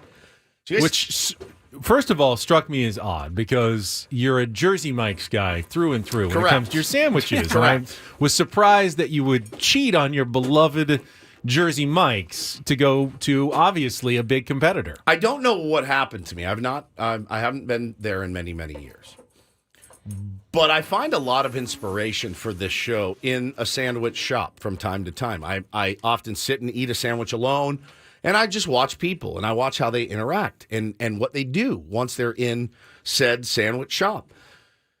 Happens to me all the time. I get usually behind Ben someone that has a 14 sandwich order that didn't call it in. It happens to me once a week at least where I'm like, I cannot believe you didn't call this in, order online, whatever. And so my son was at camp at Brickyard, which is down on Morena. Right. And below so USD. Yeah. And so I take him there and I have 6 hours to kill every day. I ran some errands. I'm like, I'm starving. And I looked across the street. There was a Carl's Jr. and there was a Subway. And I went, I really don't feel like driving a lot. I'll pick one of these. Next time, JV's Taco Shop when you're down there. Very good. I was waiting for this to happen. Yeah, I didn't go want ahead. tacos. I just said donuts. I was hungry. I wanted to say, I'm going to go eat a dozen donuts. I would, which is the If problem. you're going to eat a dozen donuts, you go to Rose. So something happened to me that has never happened to me before.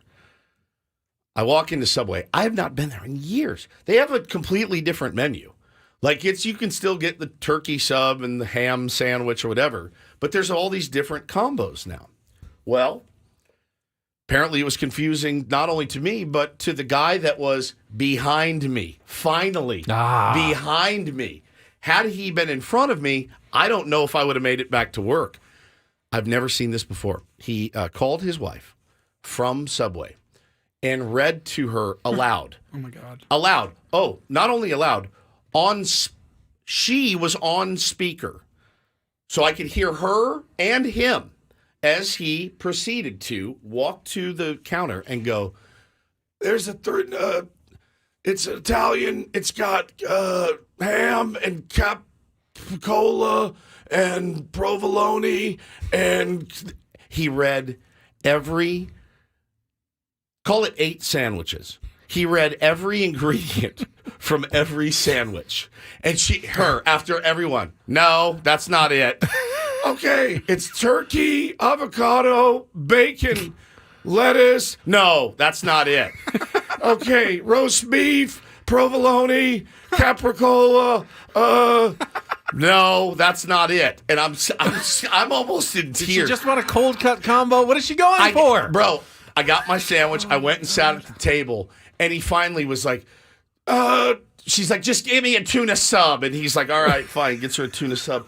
I sat there and I was like, man, I love my wife. The patience he displayed was through the roof. I mean, through the roof.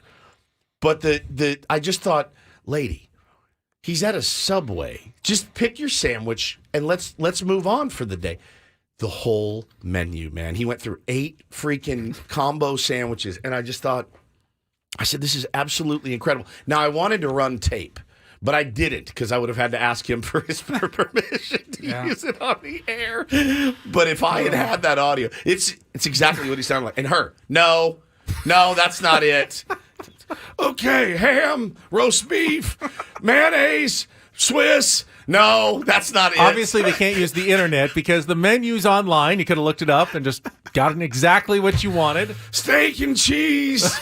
No, that's not it. I was dying. Now, had I been behind him, I probably would have been like, just pick your sandwich. It's a sandwich shop. It's not like you're at at BJ's Brew House or Cheesecake Factory. You can get, they have tortellini.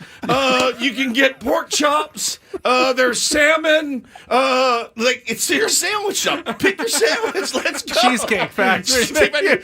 Page 27. Do you have? Yeah. Oreo cheesecake, Reese's strawberry cheesecake, blueberry cheesecake, Kung Pao chicken. Only me, man. I swear to God, only me. Broccoli cheddar, minestrone soup, chicken noodle, home style chicken noodle, clam chowder. I was in hell. No. I hate being insulting. There's a time and place for every restaurant, including Subway. But honestly, once you've made the decision, as you did, to go to Subway, you've already given up at that point on your dining choices. Bro, I just couldn't believe it. Okay, how are you? I couldn't believe it, dude. It's a sandwich.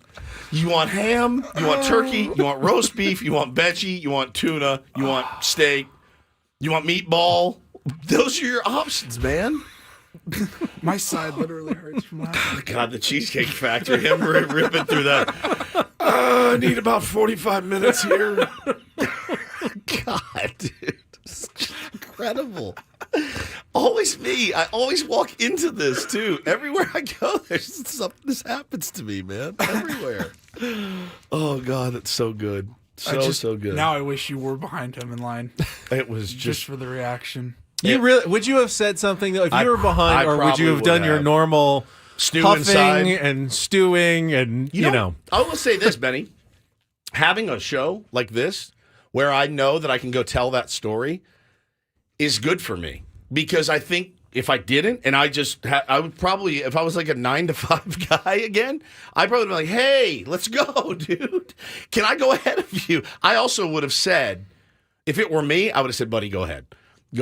Like, clearly clearly, it's going to be a minute for me.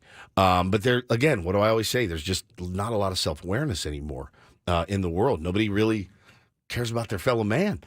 So that's a good example of it. But again, nobody behind him. He was fine to read his wife every ingredient on the Subway menu. I think of one of those commercials where you're turning into your parents. The one where they're at the salad bar. Are those all different kinds of lettuce? Yep. Yeah, the world's getting more complicated. As we get older, the world gets more complicated. And I worry that is us in 15, 20 years. No question, man. We won't know how to. They'll have some newfangled way to order sandwiches that will completely baffle us. Yeah. And we'll be standing there unsure of what to do, calling our spouse, trying to get some direction on how to order our sandwiches for lunch. Just incredible. Just incredible. All right, what do you want to do here? Let's take a time out because I want to come back. We got Chris Rose at the bottom of the hour, but we have a lot more Mike Schiltz audio, not just about the new coaching staff, but he answered some questions about the offseason, including on Fernando Tatis Jr. playing in the Dominican Republic in the offseason and his thoughts on that, obviously risking some injuries, but how he feels about his superstar player putting in some work for a team that is not the San Diego Padres this offseason. Get to that coming up after a check of traffic. Do not go away. It's Ben and Woods on San Diego's #1 sports station, 97.3 The Fan.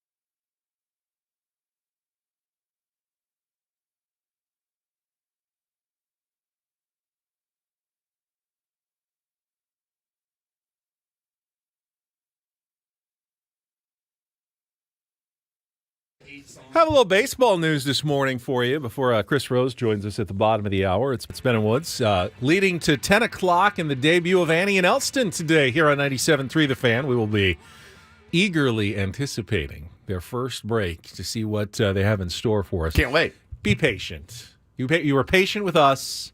It was a work in progress for the us. Were they patient with us? I have no idea, but they're here now, and that's what's important. That's true. Yeah, the show didn't sound completely finished on day one, Never does, or really actually. day 100. Right. It's an evolving process. But yeah, I had a little bit of baseball news this morning. What just broke? Harrison Bader to the Mets. Jeff Passan just tweeted, center fielder Harrison Bader and the New York Mets are in agreement on a 1-year, $10.5 million contract. A source tells ESPN.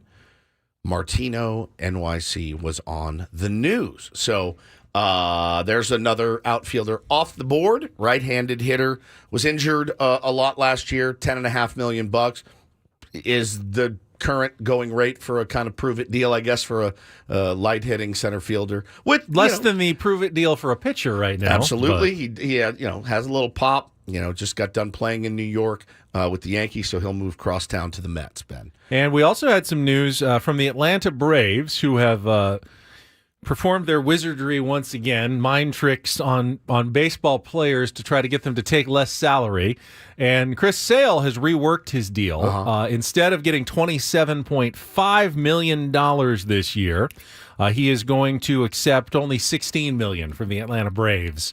Because, well, they're the Atlanta Braves, and just the privilege of getting to play for the Braves means you obviously give up money to do so. In exchange, he will get another year on his deal, $22 million in 2025. So officially, it's a 2-year, $38 million contract extension, and then the Braves get a buyout-free $18 million club option for 2026. Ultimately, pretty good deal for the Braves, unless Chris Sale is completely washed and has a terrible year this year, and then they're on the hook for another year of him.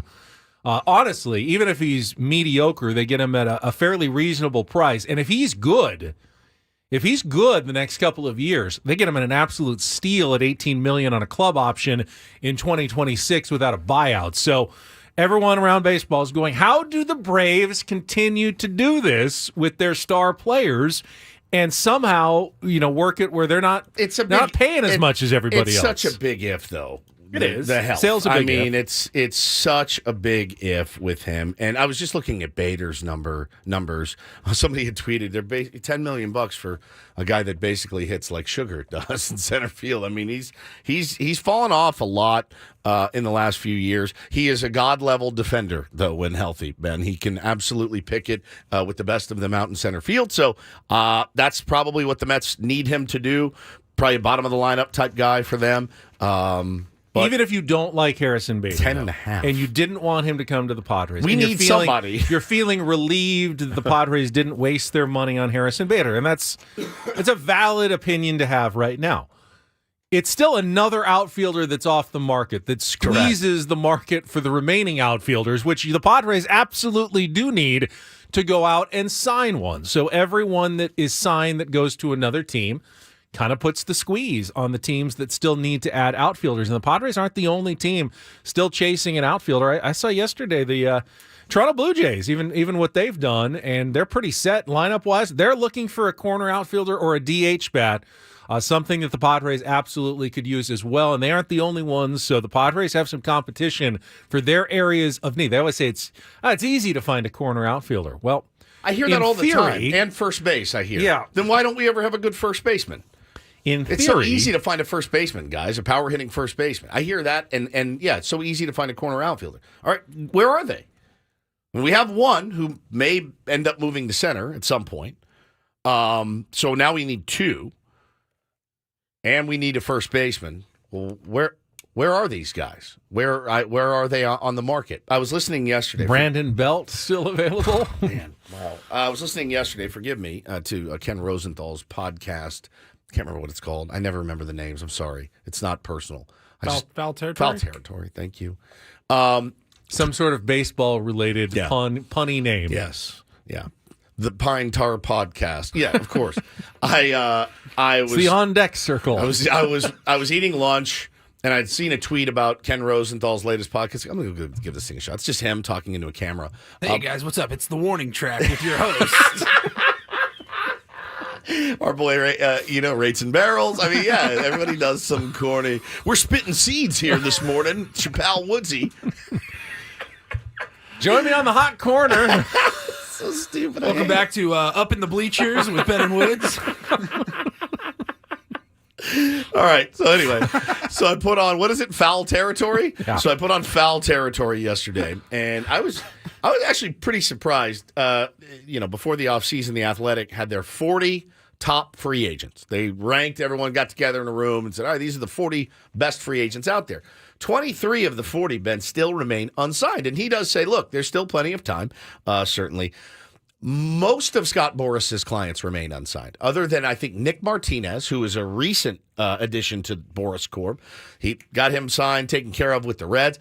Listen, Nick Martinez, great guy, pretty good pitcher. He's not going to be at the top of Scott Boris's priority list, especially this year or really any other year. There was an underling that was kind of handling the Nick Martinez deal, I'm sure. This, again, not a shot at Nick Martinez, but if Nick Martinez is the top of Boris's priority list, his business has gone sideways. All right? That's not a shot at Nick Martinez. It's just the way he is. He has huge, huge stars. All of these guys are waiting, and Ken was wondering what his strategy is going to be moving forward. Blake Snell obviously is a Scott Boris guy. Rumors coming out that he wants to pitch for the Yankees, which is crazy. Like I had not heard that, but Bleacher Report put out a stat. But yeah, there's still 23 of the top 40, Ben, sitting there unsigned. I won't panic then. It just feels like every day the market tightens up a little bit, but there are still players out there, and there will be a time when they start feeling the pressure like, okay, I'd like to have a team now. Spring training is a week away. I'd like to know where I'm playing. I'd like to know where I need to get an Airbnb and all of that. So we spent some time yesterday in the car listening to MLB radio as well.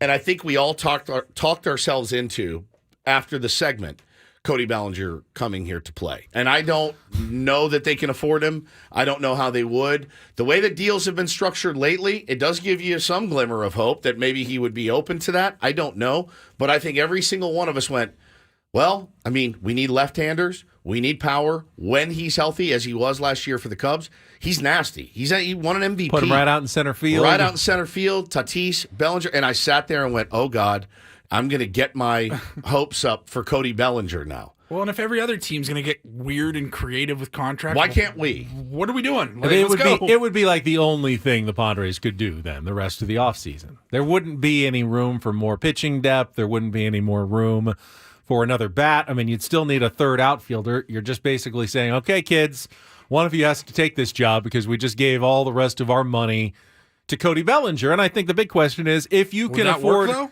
If you could afford Cody Bellinger, couldn't you have found a way to keep Juan Soto around then? Now, Soto's more expensive than Bellinger, but it's going to be way more expensive, number one. And Bellinger's a free agent. Juan was not. Okay, so being able to get something for him while you can is a smart move. If you didn't feel in your gut that you could re-sign him, now again, it's a risk. Cody Bellinger's a risk because of the injury. Is he had 2 horrible seasons before last season, which was very good, but he was hurt. He was hurt. There's no question about it. He had the same thing that Tatis had. He got it fixed, recovered, and went on to have a really, really good year. So, I mean, look, let's say this. If he would do some sort of contract like the rest of these guys are doing right now for the team up north, wouldn't you do that in a heartbeat? It checks 2 boxes: center fielder and a left-handed power bat. I'd be surprised if the phone hasn't at least been picked up by AJ Preller to talk to Cody Bellinger and his team just about what they might be thinking at the very least. Sure, just to get an idea. Initial feelers that were just put out, just because it is such a logical thing that the Padres do need. Speaking of Tatis and outfielders, I wanted to get to this bite from Mike Schilt from yesterday. We debated it a little bit. Is it smart for Fernando Tatis Jr. to be playing winter ball in the Dominican, given the health challenges he's had over the last couple of years? He talked about how the decision was made to allow this to happen. And AJ can speak to some of that. I'll give you my involvement with it. I saw his home run last night, big homer in the 10th, put his club ahead by 2. I was texting with some of the hitting group, and Alan Craig's like, man, that was a nice 7-iron he hit out of there. He has a good looking swing, and I got to see him um, in person for 2 games. Towards the end of December. He looks great. When I was there, I don't know why these golf references come up because I don't really play golf, but he like a 2-iron down the left field line for a 3-run homer. Again, he looks good, feels good. As far as why he's playing, listen, he missed 17 months. I think he was happy with aspects of his season. Talking to him, I also feel like, in talking to him, he felt like he wanted to get a few things. He wanted to work on a few things, and that provided an opportunity for that. And then finally, listen, the guy who loves playing baseball, and he loves playing baseball for basically his hometown and his home country for his dad. So I get all that, and it's just what a treat it was to go down and watch him play, and just the joy that this guy has with the game. And so that was a part of the decision making process of why he went down to get his at bats in and work and play winter ball. Sounds like Mike Schilt thinks Fernando Tatis Jr. is a real hole in one.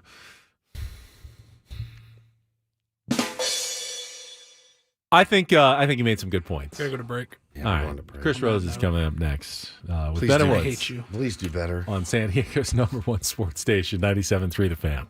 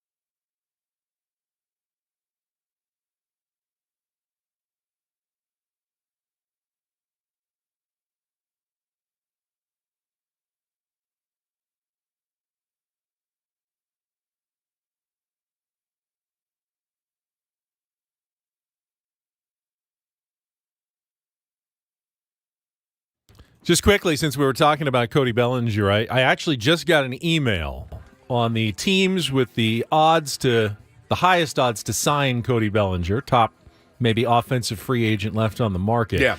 5 favorites right now. Cubs. Back to the Cubs, Yep. plus 200. Toronto Blue Jays, plus 225. San Francisco Giants, plus 325.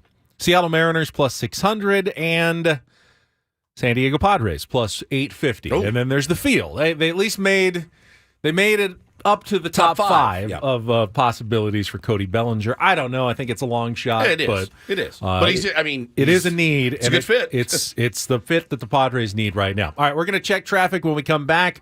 Chris Rose, one of our favorites, the Rose Rotation Podcast, NFL Network, will join us coming up next here on 97.3 The Fan. From the 97.3 The Fan Traffic Center, here's Kelly Danick. Still seeing some residual slowing from this earlier crash. Eastbound 8 before College. Traveling on southbound 15 to the East 52 connector. Watch out for a stalled vehicle over to the right shoulder. Also some large tire tread reported in the slow lane North 5 coastline right before Del Mar Heights Road. I'm Kelly Danick with Ben and Woods, San Diego's #1 sports station, 97.3 The Fan. We very much appreciate our next guest taking a break from memorizing NFL playoff clinching scenarios. Yes. To join us for a few minutes here on 97.3 The Fan, it is our friend Chris Rose from the Chris Rose Rotation NFL Network. Chris, good morning to you. Good morning, guys. How are you? Doing well, man. How about yourself? Great. I mean, we're right in the thick of it. We got a couple days left in the NFL regular season, then the fun stuff really starts. Yeah, I agree. The hot stove, right? So all I heard for weeks and weeks was, well, listen, as soon as Ohtani signs and as soon as Yamamoto signs, this thing's going to be like a faucet. You can't turn it off. And it's a drip right now. Harrison Bader was the big news this morning going to the Mets. There's still 22 of the top 40 free agents or something like that still out there, Chris. It's a little bit slow.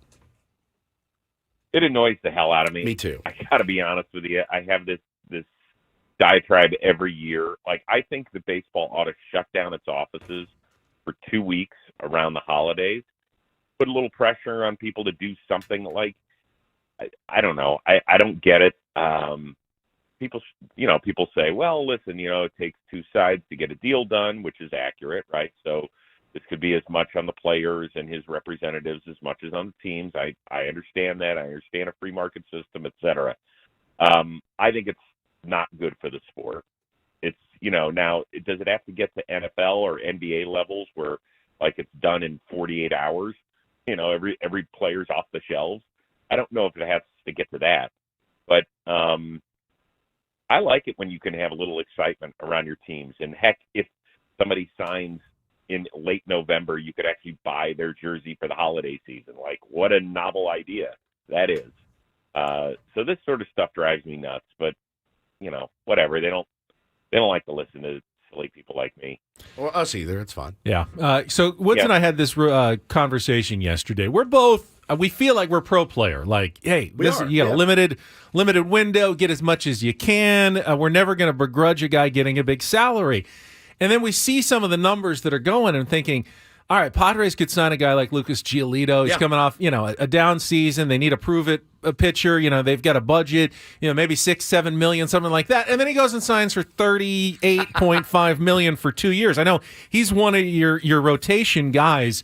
What do you make of some of the figures that we've seen for the guys who have signed this offseason?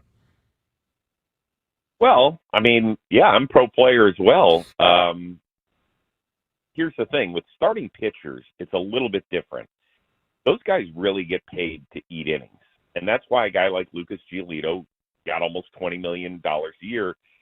And by the way, it's interesting how we think as fans, and I totally get it. He didn't have a bad year. He had a terrible second half. Yeah. So if you had reversed his first and second half, I think people would have been like, oh, okay, I get it. They're trying to build some momentum off of how he ended the year instead of having a disastrous second half, which is what he told me on the Rose Rotation. He was like, listen, if I had, been a free agent after June, then he probably would have gotten 9 figures. Instead, he was a free agent after the beginning of October, and what you see is basically a 1-year deal plus an option is pretty much the way that thing sits. So you just have to remember, if Lucas is a guy that has thrown at least 160 innings in 5 straight years. Not everybody does that. So teams are willing to pay for guys that will come up and show up to work. I know it sounds weird, but that's kind of the way it goes. Yeah, I think you're right about that. I guess I didn't think about that. He probably, he definitely cost himself money with a poor second half. That's a really, really good point that you make, talking to our pal Chris Rose here on Ben and Woods this morning. And, a couple of weeks ago, we were going into the holiday break, and there were some tweets about, the Dodgers close to landing Shane Bieber and Emmanuel Clase. Has that fizzled out entirely? Are they still in the market? I know that your beloved Guardians, we're very similar. Padres and Guardians, there's some star players, certainly, but kind of a disappointing, trajectory right now. Is that deal still a possibility, or do you think they'll end up keeping Shane and Emmanuel Clase? Well, first of all, guys, let's slow our roll just a little bit. You guys have a couple of guys who have $300 million contracts. That's true. Another guy who's got one $280. We've got one who's got $140. That's true. And that's it. And he's a real good one, though. Yeah, he's a very good one. There's no question. I thought he was going to end up in your uniform a couple of years ago.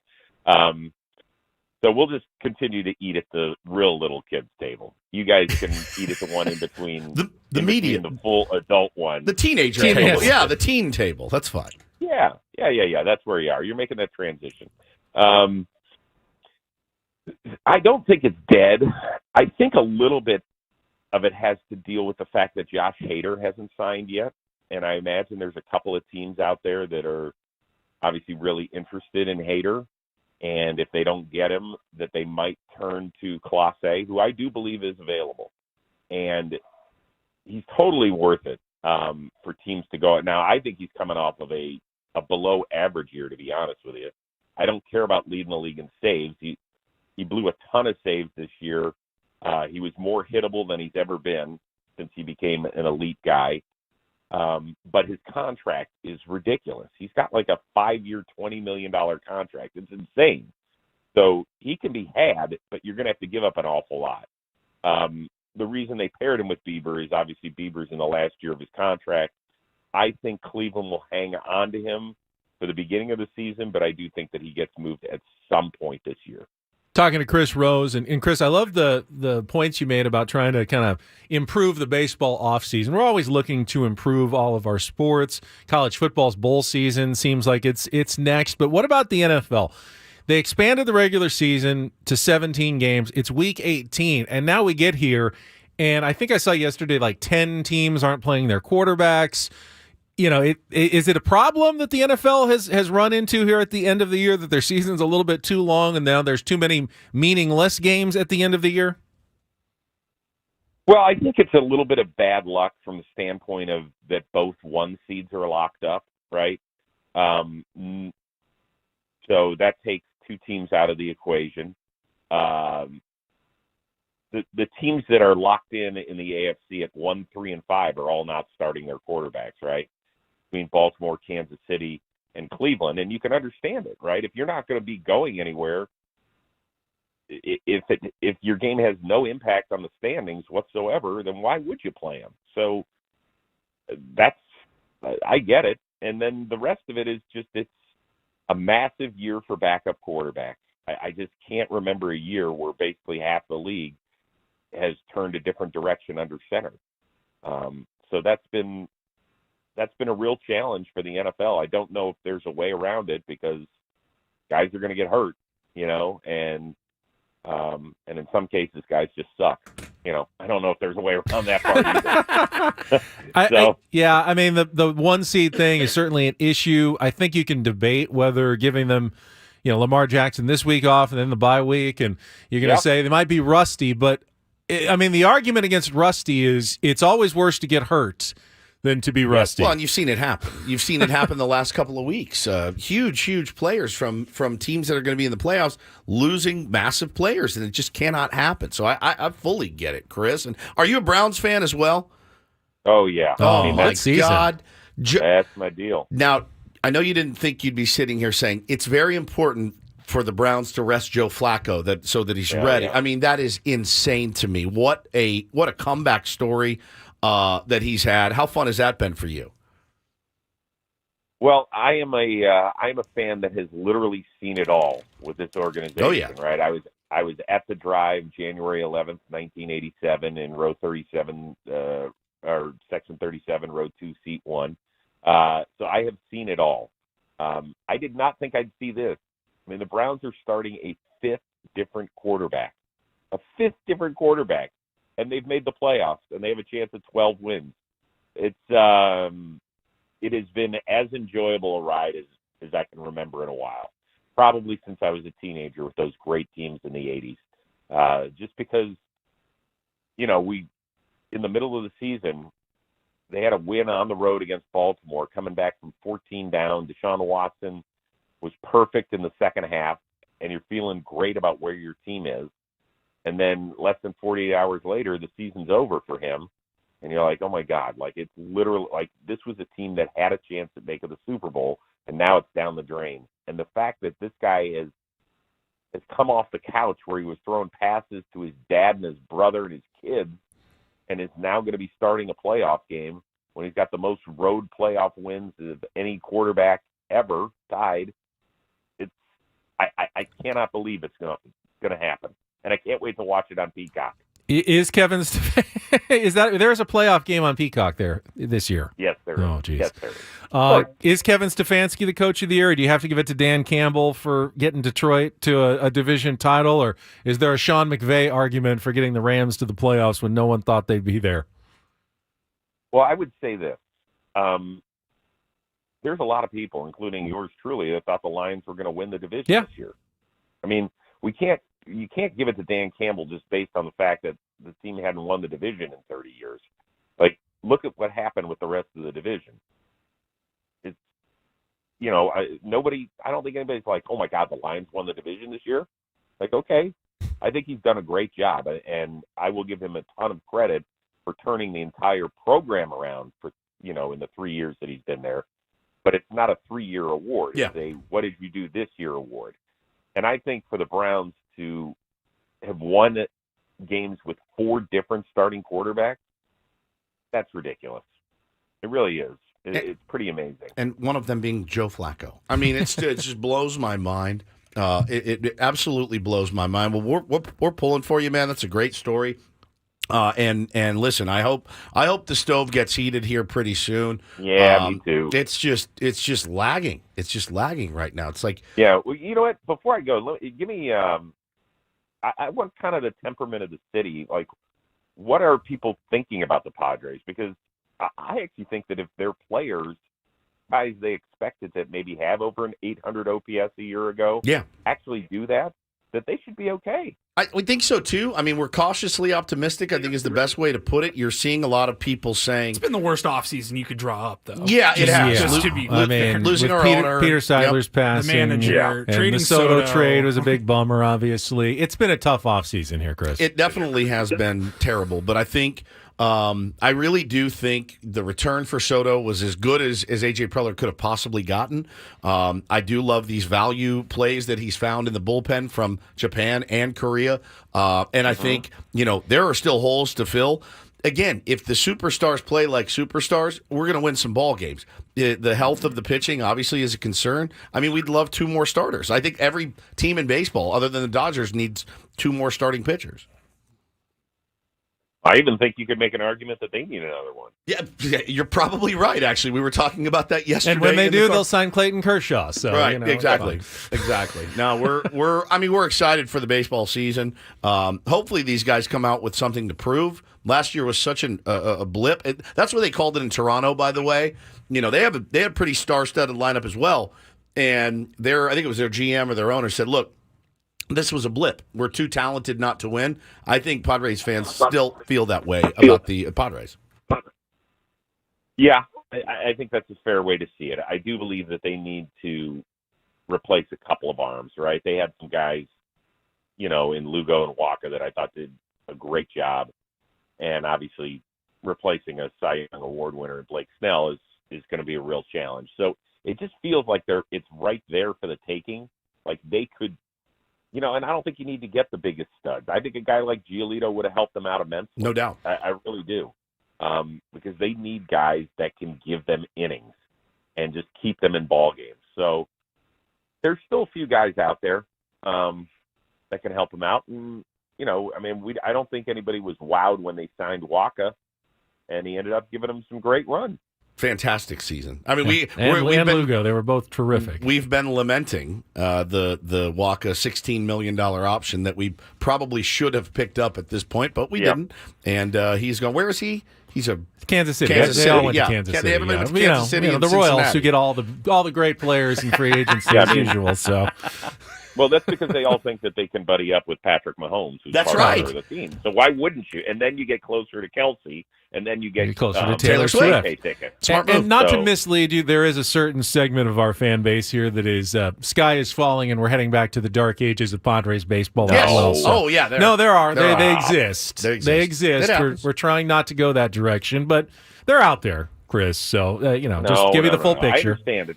Like I get it. I understand once you've started to taste the caviar and stay at 5-star hotels that, when you got to go back to using your Marriott points, that it can be a little tough.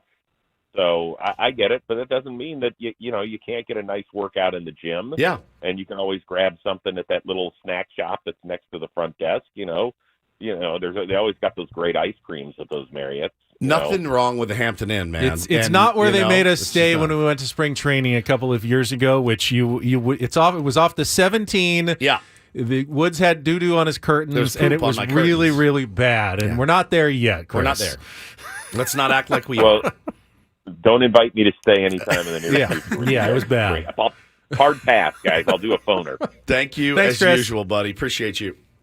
All right, guys, take care. Chris Rose, Rotation, NFL Network, king of sports media. We love that guy. He is fantastic. Phenomenal. And a Cleveland Browns fan. The Joe Flacco story is remarkable. It's stunning. I mean, Joe Flacco wasn't just down and out. Joe Flacco was a punchline for how bad he had become. He had become the poster child for washed-up bad quarterbacks. And it's not like he's been serviceable for the Browns. Like, hey, we got a really great defense. All you need to do is just don't turn it over, throw for 150 yards and a touchdown. He, threw for more yards in a month than anyone ever last month or, close to it. He's not just been okay. He's been phenomenal for the Cleveland Browns, and that is one of the biggest shockers we've seen in football in a long time. We haven't really talked about it, but it is stunning what Joe Flacco has done for the Browns. I mean, I snickered when they signed him. I did. I was like, of course you did. My God, what? All right, it's gotten this bad. And he's just been outstanding. Just outstanding. And it's be like Bartolo Colon coming in and pitching at a Cy Young level for the Padres now this year. I mean, stranger things have which happened. I know people would love to see. Yeah. But it's not usual for a guy who's that washed up to come back and play as well as he has. It's just bananas, man. New system, everything, all of it, everything that comes with it is truly a remarkable NFL story this year. Going to be fun to see some of those teams in the playoffs, Benny. The Lions, the Browns, teams like that you're just not used to seeing in there. It's going to be a blast. We'll have our football threesome coming up in our 9 o'clock hour. Go through those those playoff clinching scenarios that Chris is working on memorizing for the spots that have not been locked up for this weekend so far. So we'll get to that coming up. Before that, Paulie has got a Ryle report on the way at 9 o'clock. Another outfielder off the board, Brett Phillips. He's an outfielder, isn't he? Yeah, he's going to the White Sox. So they have just struck 10. And Paulie, what do you have for us? We've got some San Diego State basketball news and a lawsuit involving candy. Candy lawsuits. Chocolate. Sounds good. And I just saw Annie Heilbrunn in the building. The new show is just an hour away. The debut of Annie and Elston coming up at 10 o'clock this morning. So you're not going to want to change the dial all day long right here on San Diego's #1 sports station, 97.3 The Fan.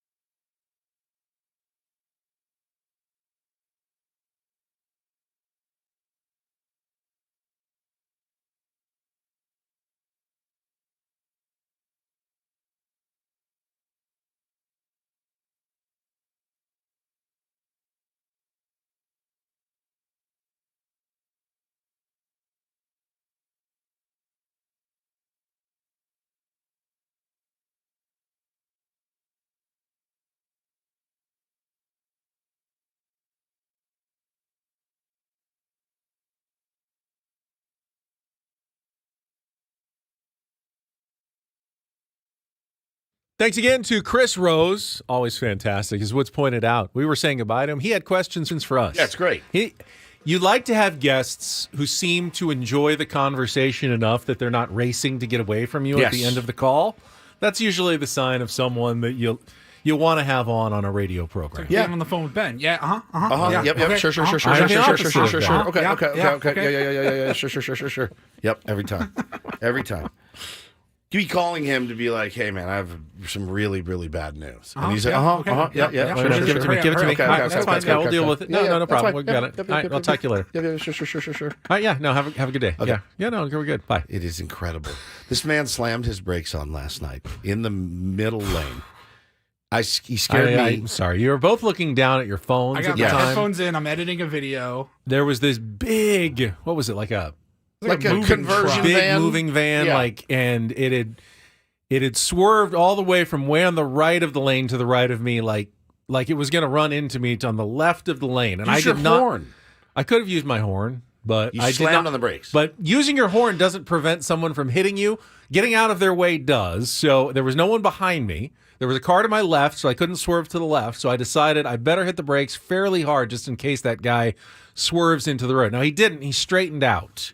But as we went by, Wood said, what did you say? So he was on his phone. He's on his phone. Yep. He was drifting over, and I had noticed that guy was driving erratically, and I got worried for a second. I just wanted to keep you guys safe. Scared me. But I apologize for it is a horrible feeling. Oh, my when God. you're in a car and you're not driving and someone else slams on the brakes. I could hear my heart beating after.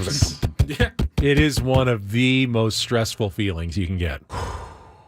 You're a and flincher. I felt bad about You're it. a flincher. Well, I was anticipating. You're supposed to be a good flinch. anticipatory driver.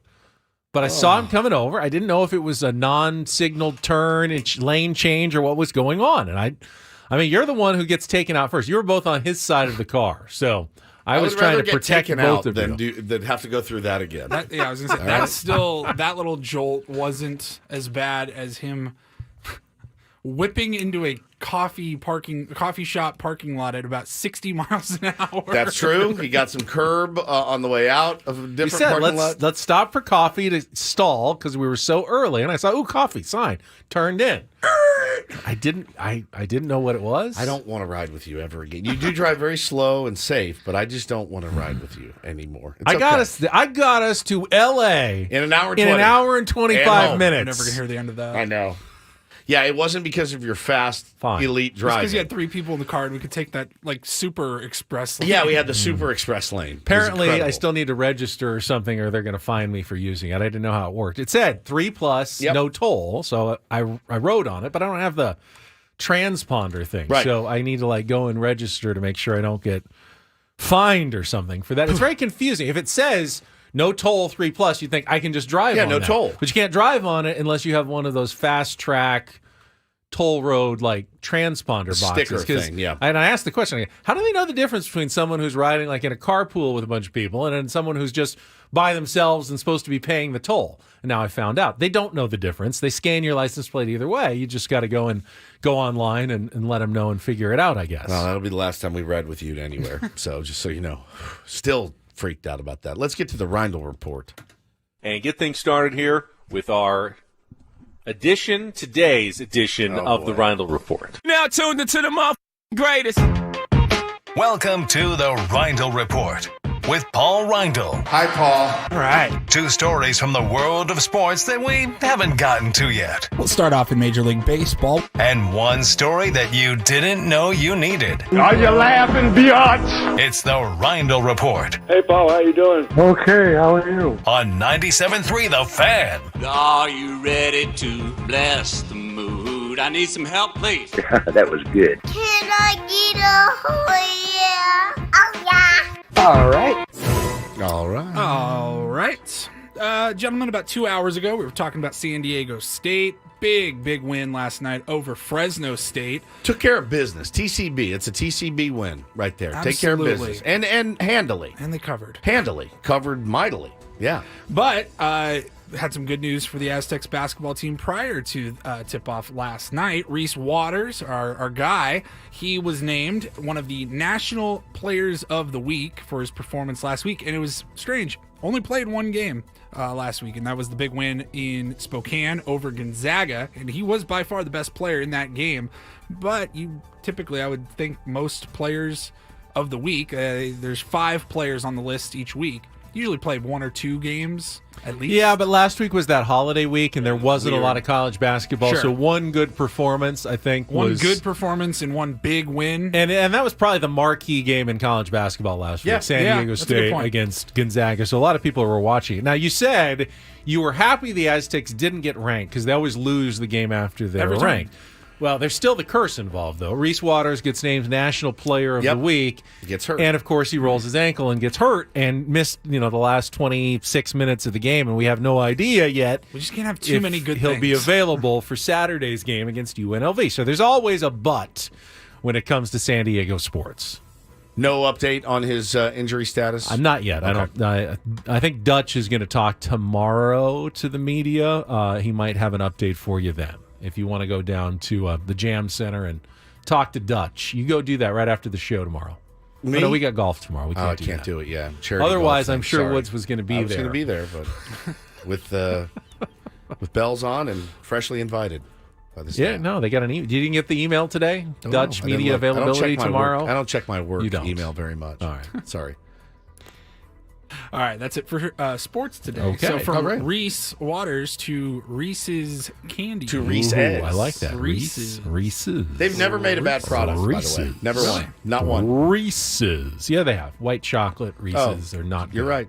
Absolutely right. Well, Reese's or... I stand corrected. It's absolutely hideous. Hershey, the company owns Reese's. They are being sued by a woman named Cynthia Kelly because she...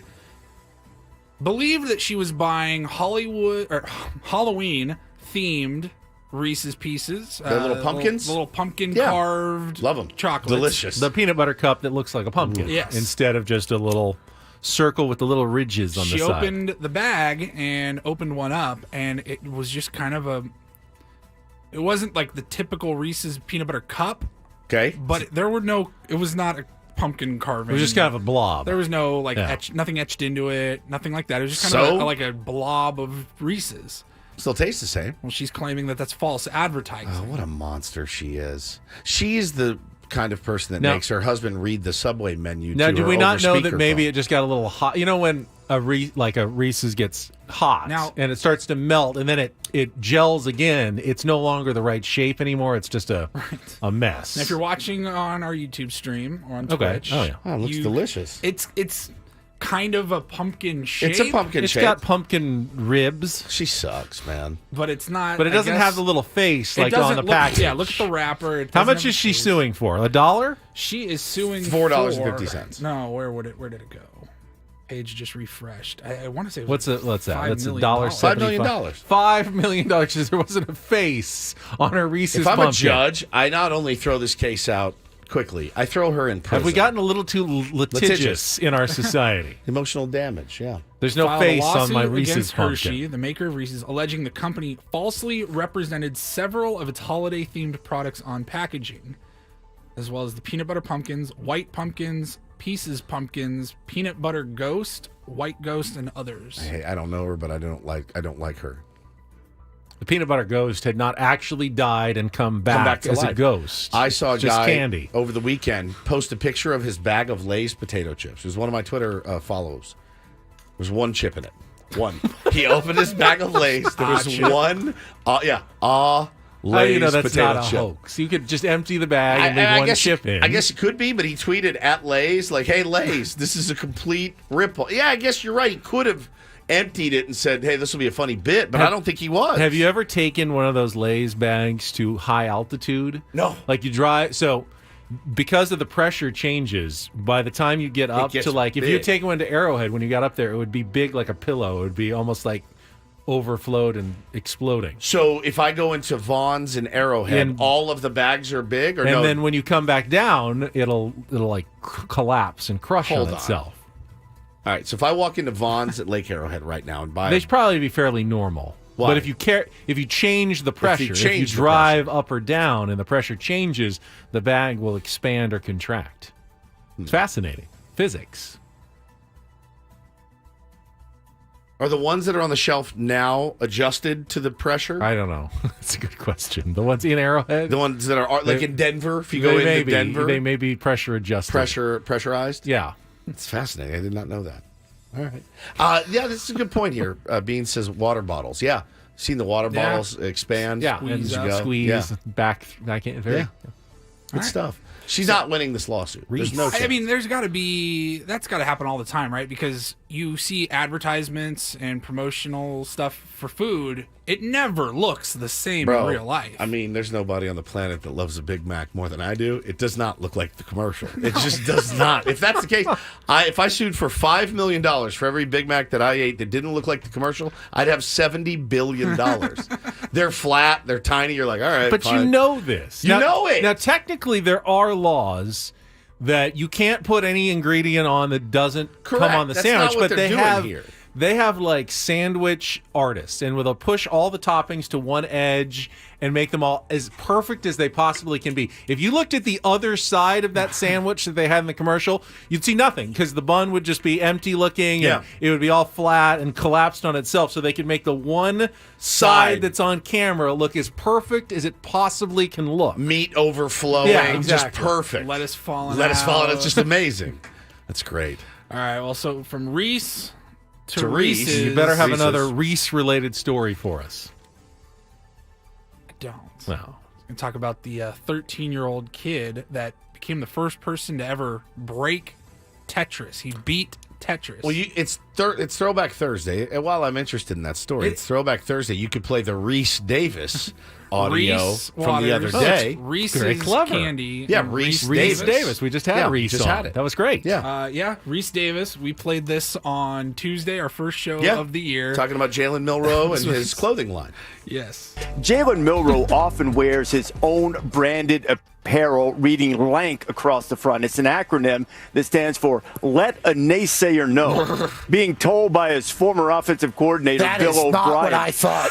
Is that not what you thought? Boy, let a naysayer know. Let a naysayer know. Of course. The professional's right in the middle of his read. That's all right. I just keep going. You almost lost me. It got real tight up here as you were. That's what you know. Reese, you were too smooth with that. I thought it was going down. It was going down out here.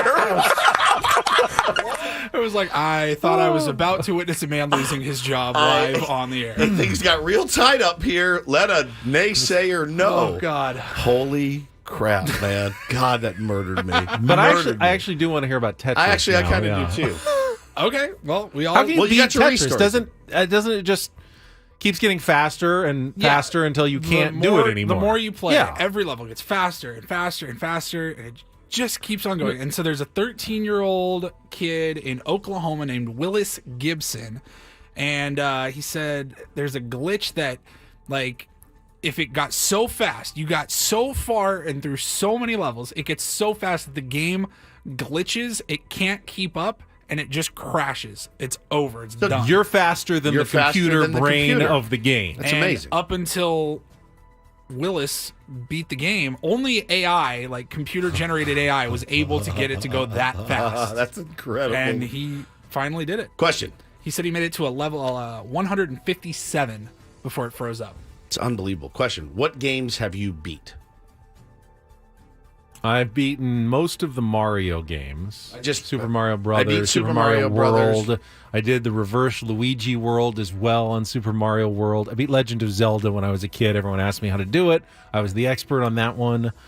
What else have I beaten? I beat Contra. Game? Contra was a great one. You had to get the extra men, the 30 extra men. But Castlevania, I beat that one. Yeah, I was good at Castlevania. I've only beaten Super Mario Brothers and Contra. I never won Mike Tyson's Punch Out. I beat Mike Tyson's Punch Out a million times. You never beat Tyson. Mike? Nope. Oh, there was I a could trick get- to that one. I could You get to there, the there end. was a trick to that one. Most of the games. Did you know that that I've who was the played- fat one that you had to get his pants to fall down? And Bald Bull? No, Bald Bull was a little more intense. The Soda really Popinski? No, the fat one who you'd hit and his pants would fall down, and then he'd have a bandage on his stomach. On and his stomach, you pound and the pound the bandage. bandage on his stomach. Mike Tyson. See, most of the games Who- that I how grew many up can playing we with, like remember? N64 or PlayStation, like they all had a story. King mode. Hippo. Thank you for your King whole list. Hippo. King King Hippo. King Hippo. Yeah, Soda Popinski. King Hippo. Who was the first weakling that you faced in that game? Joe Glass.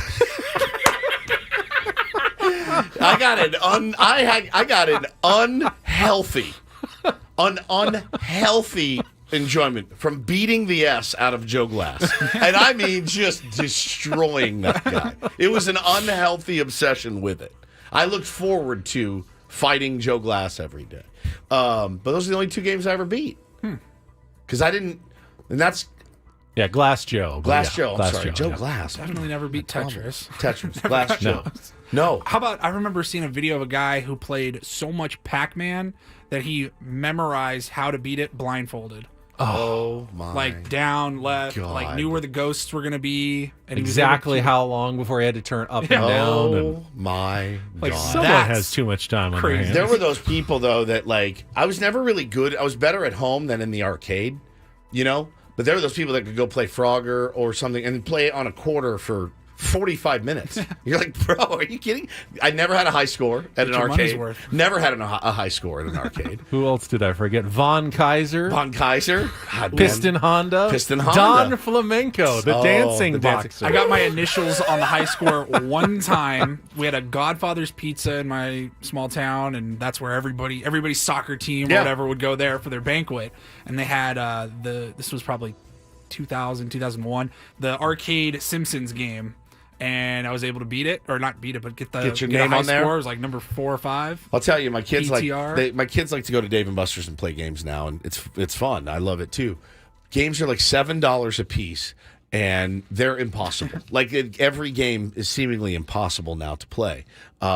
Video games today too are weird. Like you have to buy a bunch of stuff once you're in. You have to download a bunch of stuff. There's you have to complete challenges every day Like just a lot to of play. games, It's nuts. There are games that are actually free to like Xbox and PlayStation games that are free to download. Like Yeah. Call of Duty Warzone is free to download and play, but at its most basic form, and you Yeah. want to buy stuff. Yeah. And you're like, oh, That's how cool, they that get you. pack was $20, and then this one was another $10. What do you spend- Fortnite is free. But you have to buy skins You or want to something. buy? Well, you don't have to, but if you want to buy new skins, new weapons, stuff like that, that's where they get you. I'm glad that didn't exist when I was a kid. Like when because I was growing up, would've- games were $60, and Yeah, just, you walk like, out the you wanted door and Madden, you play it. You paid $60. That's it. and you got it. And You didn't have to played connect to the internet because there was no internet. Blow into the cartridge, get the Yeah. dust out. Jam a matchbook in there to keep it perfect. Man, things have changed. All right, that's it for us. All right, around this time every Thursday, we always like to say a threesome would be nice. We will have our football threesome, playoff clinching scenarios in the NFL Let's and get sexy. more. Coming up next after a check of traffic. Ben and Woods here on 97.3 The Fan.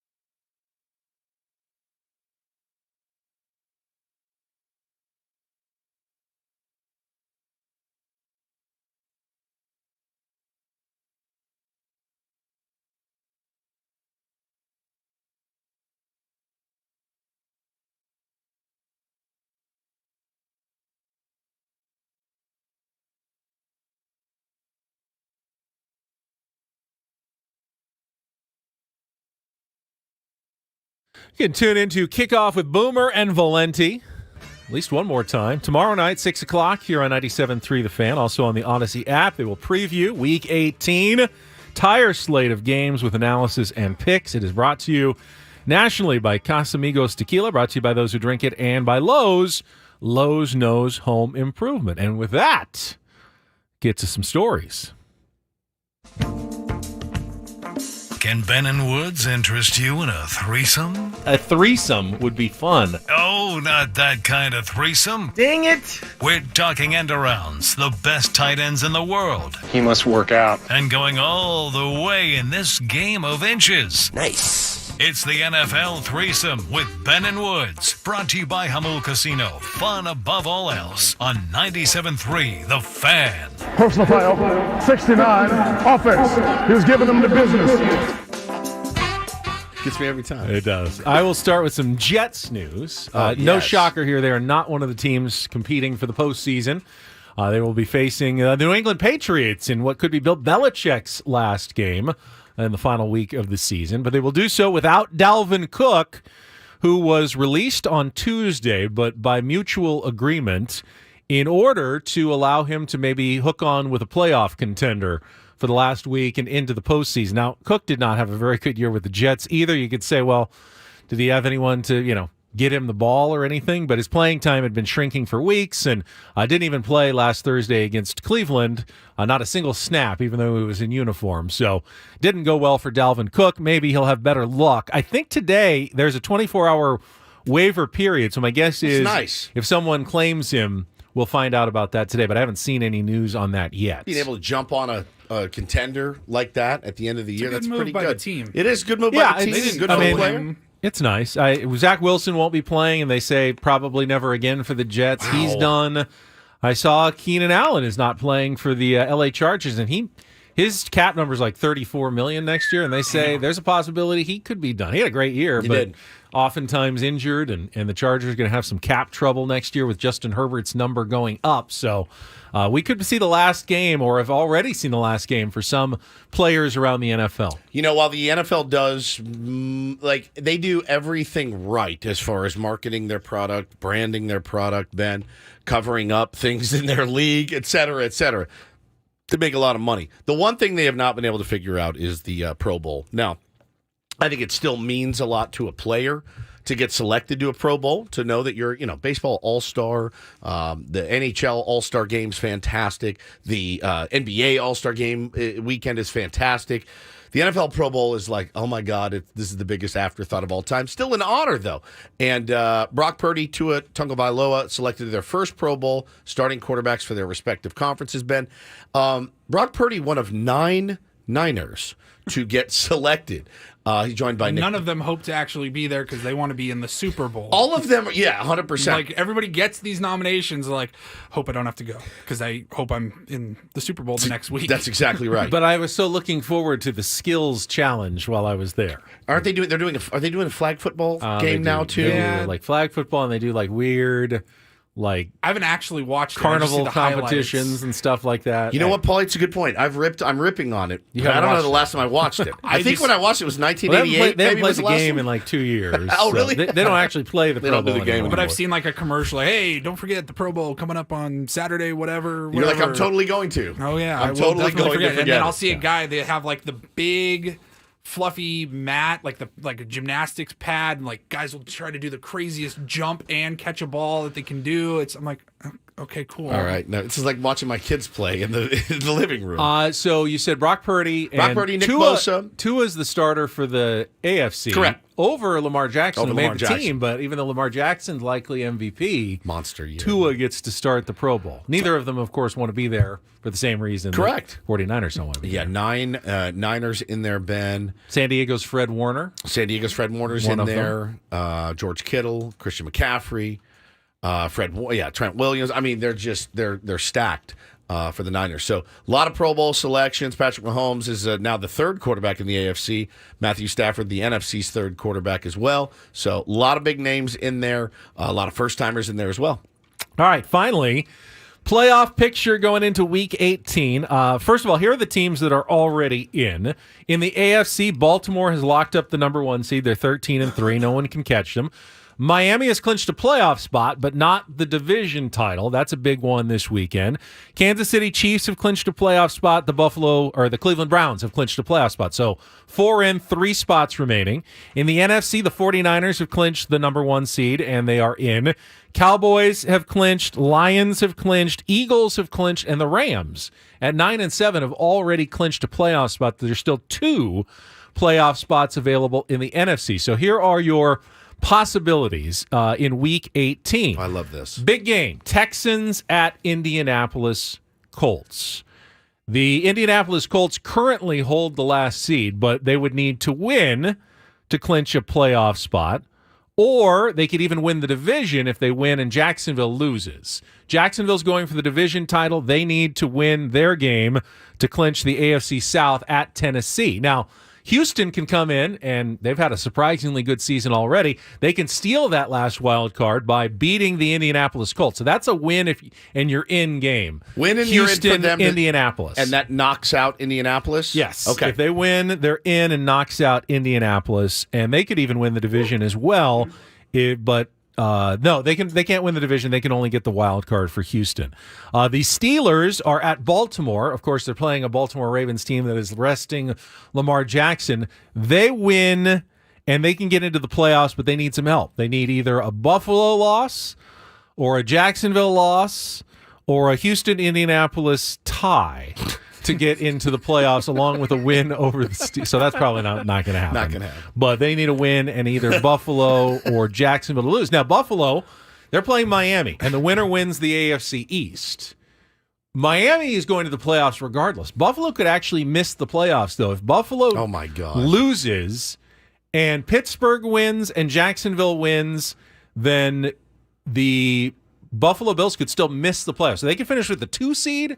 They could finish at number 8 and completely out of the playoffs this weekend. In the NFC, the Dallas Cowboys, Philadelphia Eagles are both battling for the title of their division. The Cowboys are playing at Washington.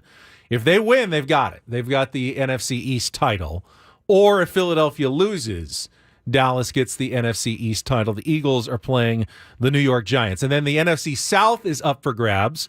The Tampa Bay Bucks are in the catbird seat at 8-8. If they win, they take the division title. But if they lose, they're almost certainly going to be out unless there are like some weird ties. The Falcons could still win if they beat New Orleans and Tampa Bay loses, and then the Saints could get in with a win over Atlanta, but they'd also need Tampa Bay to lose as well. So those are your playoff possibilities. Oh, and the Seahawks could get in with a win plus a Green Bay loss, whereas Green Bay gets in if they just beat Chicago straight up for the last wild card spot in the NFC.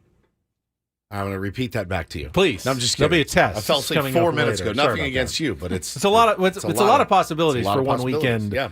of the season. But, would you just boil it down to the games I need to watch? Let's see. So the biggest games that you need to watch, obviously Texans, the Indianapolis-Houston game is one of the biggest ones of the week. It's a hard gambling weekend, I'll tell you that. Buffalo-Miami is the primetime game on Sunday. Winner wins the division, and Buffalo will know if they're out or they get a wild card. But either way, you'd like to get the second seed. Game. Okay. So that's a huge game.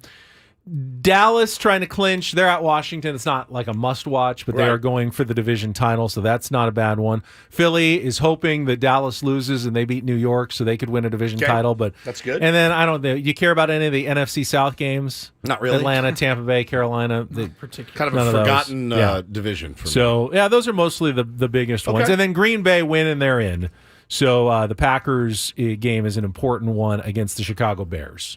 Beautiful. So they need to win that one. Well done, Benjamin. There you go. How long did that take you, by the way? 14 minutes. It felt like forever. You did great. Thank you. All right, let's finish up. We've got Annie and Elston coming up at the top of the hour. Before that, we have a little more Mike Schilt audio we haven't gotten to yet from yesterday.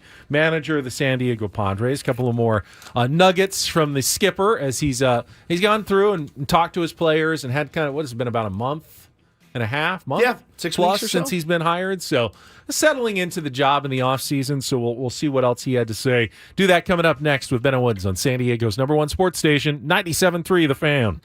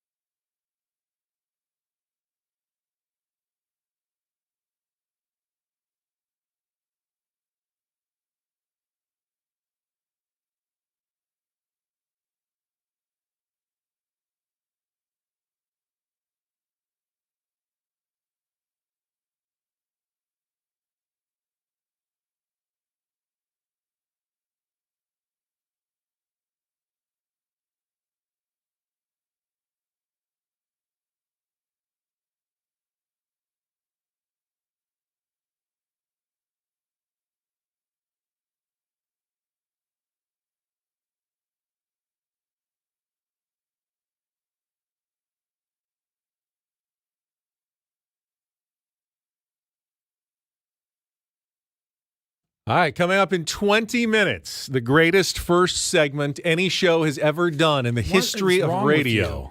Why are you doing From this Annie and to Elston. them? Do this I'm to kidding. them.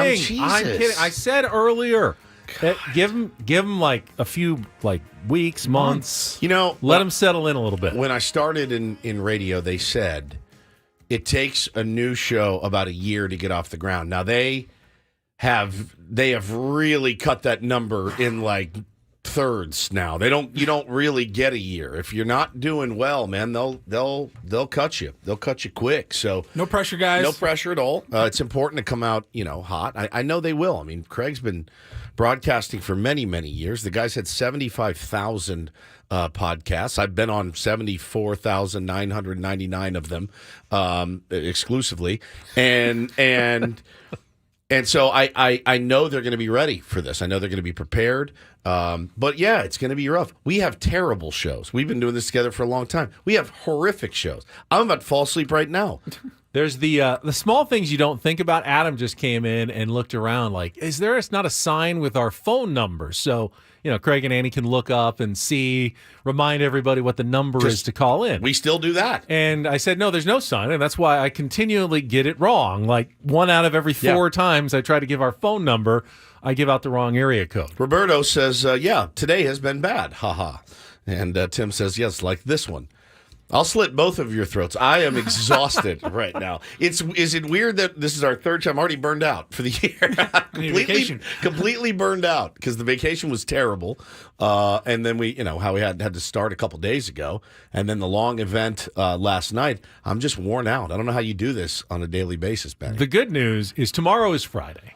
And you can always get through a Friday. Yeah, here's me getting through a Friday. Do a show, get up at 3 o'clock in the morning, do a show. Then we get to go play golf. It's a charity event. And then after that is my flag football coaching debut tomorrow. I haven't even told you guys. What offense are you running? The handoff right, handoff left. What West Coast then? Yeah.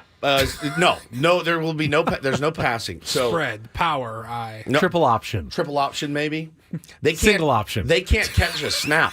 You have one option, you're handing it to this guy, and he's running. I am a wreck, by the way. As I was roped into this, one of Bo's friends, Wesley, his mom, Danny, said, I want to coach. And I said, well, I wish you luck. Go coach, and I'll be there on the sideline. She said, I need you to coach with me. I said, I don't want to coach. I don't know anything about football. And she said, you're coaching with me. Hannah already said that you would. So I got voluntold that I was doing that. So I've been roped into this. And I've been watching coaches' clinics. You know who our team is? We're the Colorado Buffaloes. Oh, so prime. Now I'm prime. I would watch, now, if I was a flag football coach, and I've never done it, I think Andy Reid's offense translates the best to flag football. They're 5. Though. Oh, okay. They're 5 years old. I mean, those little little shovel passes, quick short passes, easy hitters. Yeah, Roberto says, so you'll win the first 3 games. Have your quarterback scramble around a lot. It's a 4-game season, by the way. So that's tomorrow night. That puts a lot of pressure on winning the first game, though. You're not kidding. When you lose the first one, you're down to 3 left. You basically have to win out at that point, or you're done. I'm a wreck about it. I'm nervous as hell. I don't want our team to get bodied. I know that they're 5, but Bo's really serious about it, as he usually is, about athletics and things. Make sure that if they're wearing numbers 50 to 79 or 90 to 99, they report as eligible yes. to the referee before they go in, so you don't get your big game-winning play called back. Guzzinator's asking, is it 7v7? I have no idea. We are allowed 1 practice before the game. It's an hour before the game starts. We have our practice. So I have to install an offense, okay? No, you don't. And get them ready They're 5 years old. in an hour. I have to install an entire new offense. All right, I think the most important thing for you is make sure the flags are on securely, because if a flag falls off, that's you're dead. You're done. If the ball hits the ground, too, it plays dead. So you got to have a good, clean snap. You got to have a good, clean exchange. I'm a wreck, dude. Yeah, somebody said, I hope your first game's against Brandon Staley. I'm running my mouth in here about coaches and clock management. I'm gonna blow this. There's just no. Is there a clock? Yeah, there's a clock. There's a clock. Of course. Well, I mean, the game would never end if I there know. wasn't one, I guess. So that's tomorrow night. So yeah, no. Make sure you save a couple of timeouts Yeah. in case you need them Keep at the some in my end to get the pocket. ball back. Holy cow, man. All right, let's check traffic one last time. I got a couple more Mike Schilt bites about the starting rotation and the bullpen for you coming up here to wrap things up on 97.3 The Fan. From the 97.3 The Fan Traffic Center, here's Kelly Danick. The roads are winding down nicely all around the county. We're not showing any trouble spots at all, and really not many brake lights. Great time to be out there. I'm Kelly Danick with Ben and Woods, San Diego's #1 sports station, 97.3 The Fan.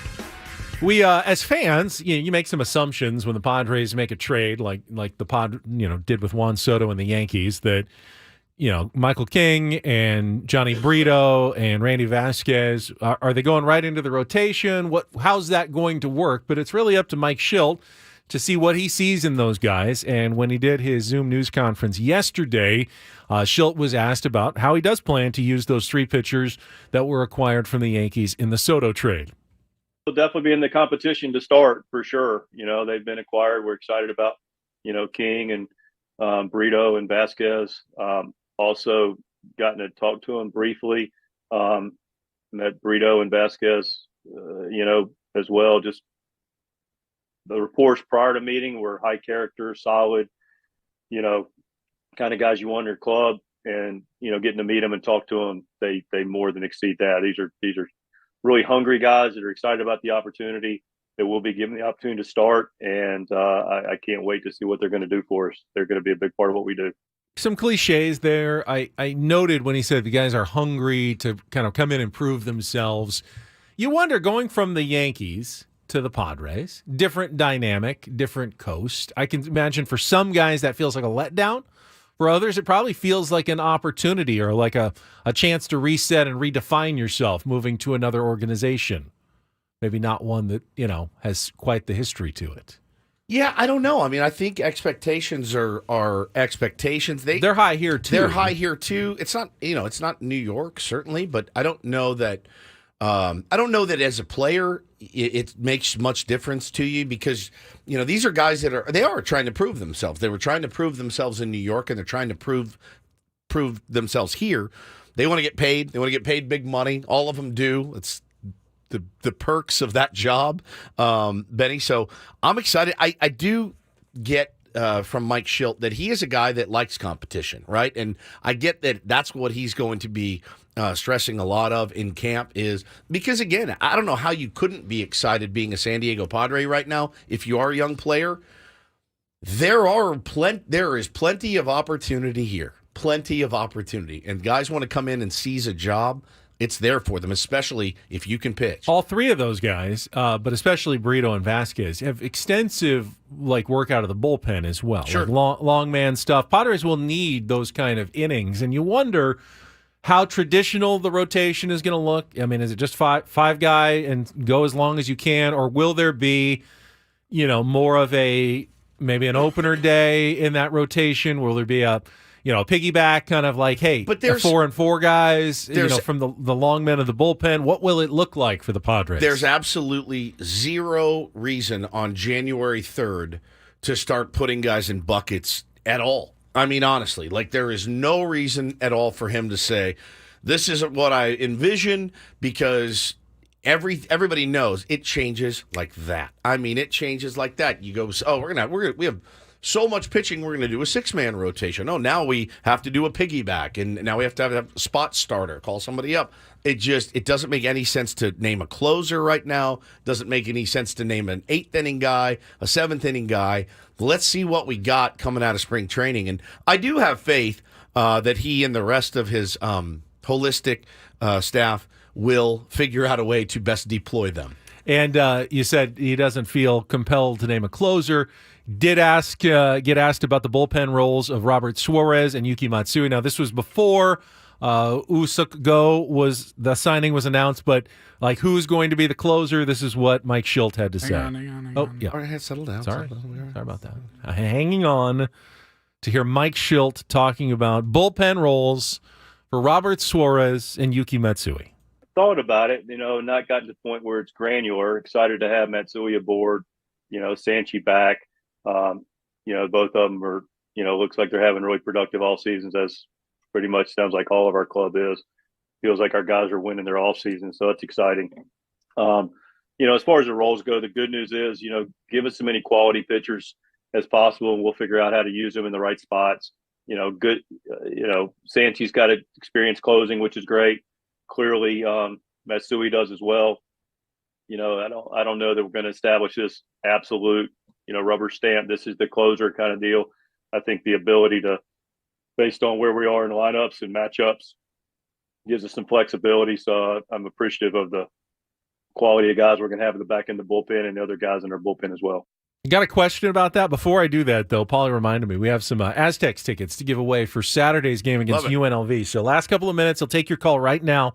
Let's make it quick. Third caller, 833-288-0973. Send you to Viejas Arena for the nationally televised game on Saturday against UNLV. It's a 1 o'clock tip. Tickets are on sale now at goaztecs.com. But call in. Third caller wins now, 833-288-0973. So Mike Schultz said, we may not just rubber stamp a guy as our closer. Do you feel like, obviously he doesn't have to do that now, doesn't have to do it at the start of spring training. Does he have to do it before the end of spring training, or can you go into the season and go closer by committee? Is that a viable strategy yet in Major League Baseball? The metrics guys will tell you, why would you ever lock yourself into one guy and not look at the matchups, not look righty-lefty? Not deploy your best reliever maybe in the 8th when you may need him instead of the 9th. But traditionally, it seems to have worked well for a lot of teams to just have a guy who knows he's coming in the 9th inning, and he's the closer regardless of matchups. I'm fairly traditional in that. Well, the Padres have been a closer-laden organization. 100%. They've had a guy, they just go to him. Yeah. Right. And that's really been the case for my entire life. Yeah. Pretty much for the San Diego Padres. Yeah. Yeah, you're exactly right, man. It fits in a nice little neat package, right? When you're like, this is my setup, man, and it goes right into my closer, and I am good to go. Now, again, the numbers guys will tell you that's not really the smartest thing to do. Well, and we saw it last year. When Bob Melvin, and I, again, big Bob Melvin fan, people would always say, man, and maybe it was a Hader thing more than a Melvin thing, Ben, but how many times did you see, did you say, Hader should pitch now. He should pitch now in the 8th inning. And I know he's not used to it. Then you can get Suarez or somebody in for the 9th to get the last 3. This is where, and you see it in the playoffs a lot. They'll go early to their closer because, well, those games are huge. They're massively, massively important. So it's funny because earlier I made fun of the holistic approach with the bench coach. I don't really mind a more holistic approach and a more to a bullpen. I really don't. I like a matchup. My mind totally agrees with you, but I know how people react. And the first time, if Bob Melvin had brought Josh Hader in against tough lefties, say to close out the 7th or in the 8th, right? In a game in June, though, they're probably right. And then they blew it in the 9th. You'd say you get crushed. You go, why did you do that? Why did you take him out of his comfort zone? Mess up his psychology, his preparation. For sure, man. And not every player can do it. And you know what? Hader could have blown it in the 9th inning, too, or the guy you put in the 8th could have blown. How many times did the guy blow it in the 7th or 8th for the Padres all year long? All year. This year. They had tons of blown saves. Not in the 9th. Not in the 9th. In the 7th and the 8th all year long, but they never changed the strategy by using Hader earlier. What do I always say about managers? As a manager, you need to make moves to cover your own ass. Unfortunately. That's essentially your job. You have to be able to explain after the game why you did what you did. Hey, man, if you tell me it's a gut feeling, I'll say, okay, what can I say to that? I can't. There's no rebuttal. I'll say, all right, well, the numbers said differently. Yeah, my gut told me this, so I went with it. All right, sounds good. I appreciate that answer. I do. I really, really do. But if you say, well, obviously the thinking, Woodsy, was they got their 3, 4, 5 up. I get Hader in the 8th, and then they got their 6, 7, 8 coming up in the 9th, and I went with so-and-so who's been throwing really well. Okay, great. But you have to make moves to cover your ass. That's what having a legit closer and a legit setup, that's what it does. It's just ass covering for the manager. Well, setup guy blew it tonight. Closer blew it tonight. That's what it is. That's what it is. There's so many baseball games. There's 162 of those things you got to navigate. All right, do not go anywhere. Coming up next, and we're just minutes away, top of the hour, the debut of Annie and Elston here on 97.3 The Fan, on air, on the app. If they're on the YouTube stream, our 97.3 The Fan YouTube channel, you'll be able to watch them live there as well. Good luck, Looking forward to it. We're wishing you guys. the best of luck. We'll be listening. No pressure. All of San Diego will be tuned in. Yep. In just a couple of minutes to hear Annie and Elston, the debut. That's it for us. We'll be back tomorrow, Friday, wrap up the short week to start our year. For executive producer and imaging director Paul Ryle, for Stephen Woods, I'm Ben Higgins. Have a great rest of your Thursday from all of us here at San Diego's #1 sports station, 97.3 The Fan. So long.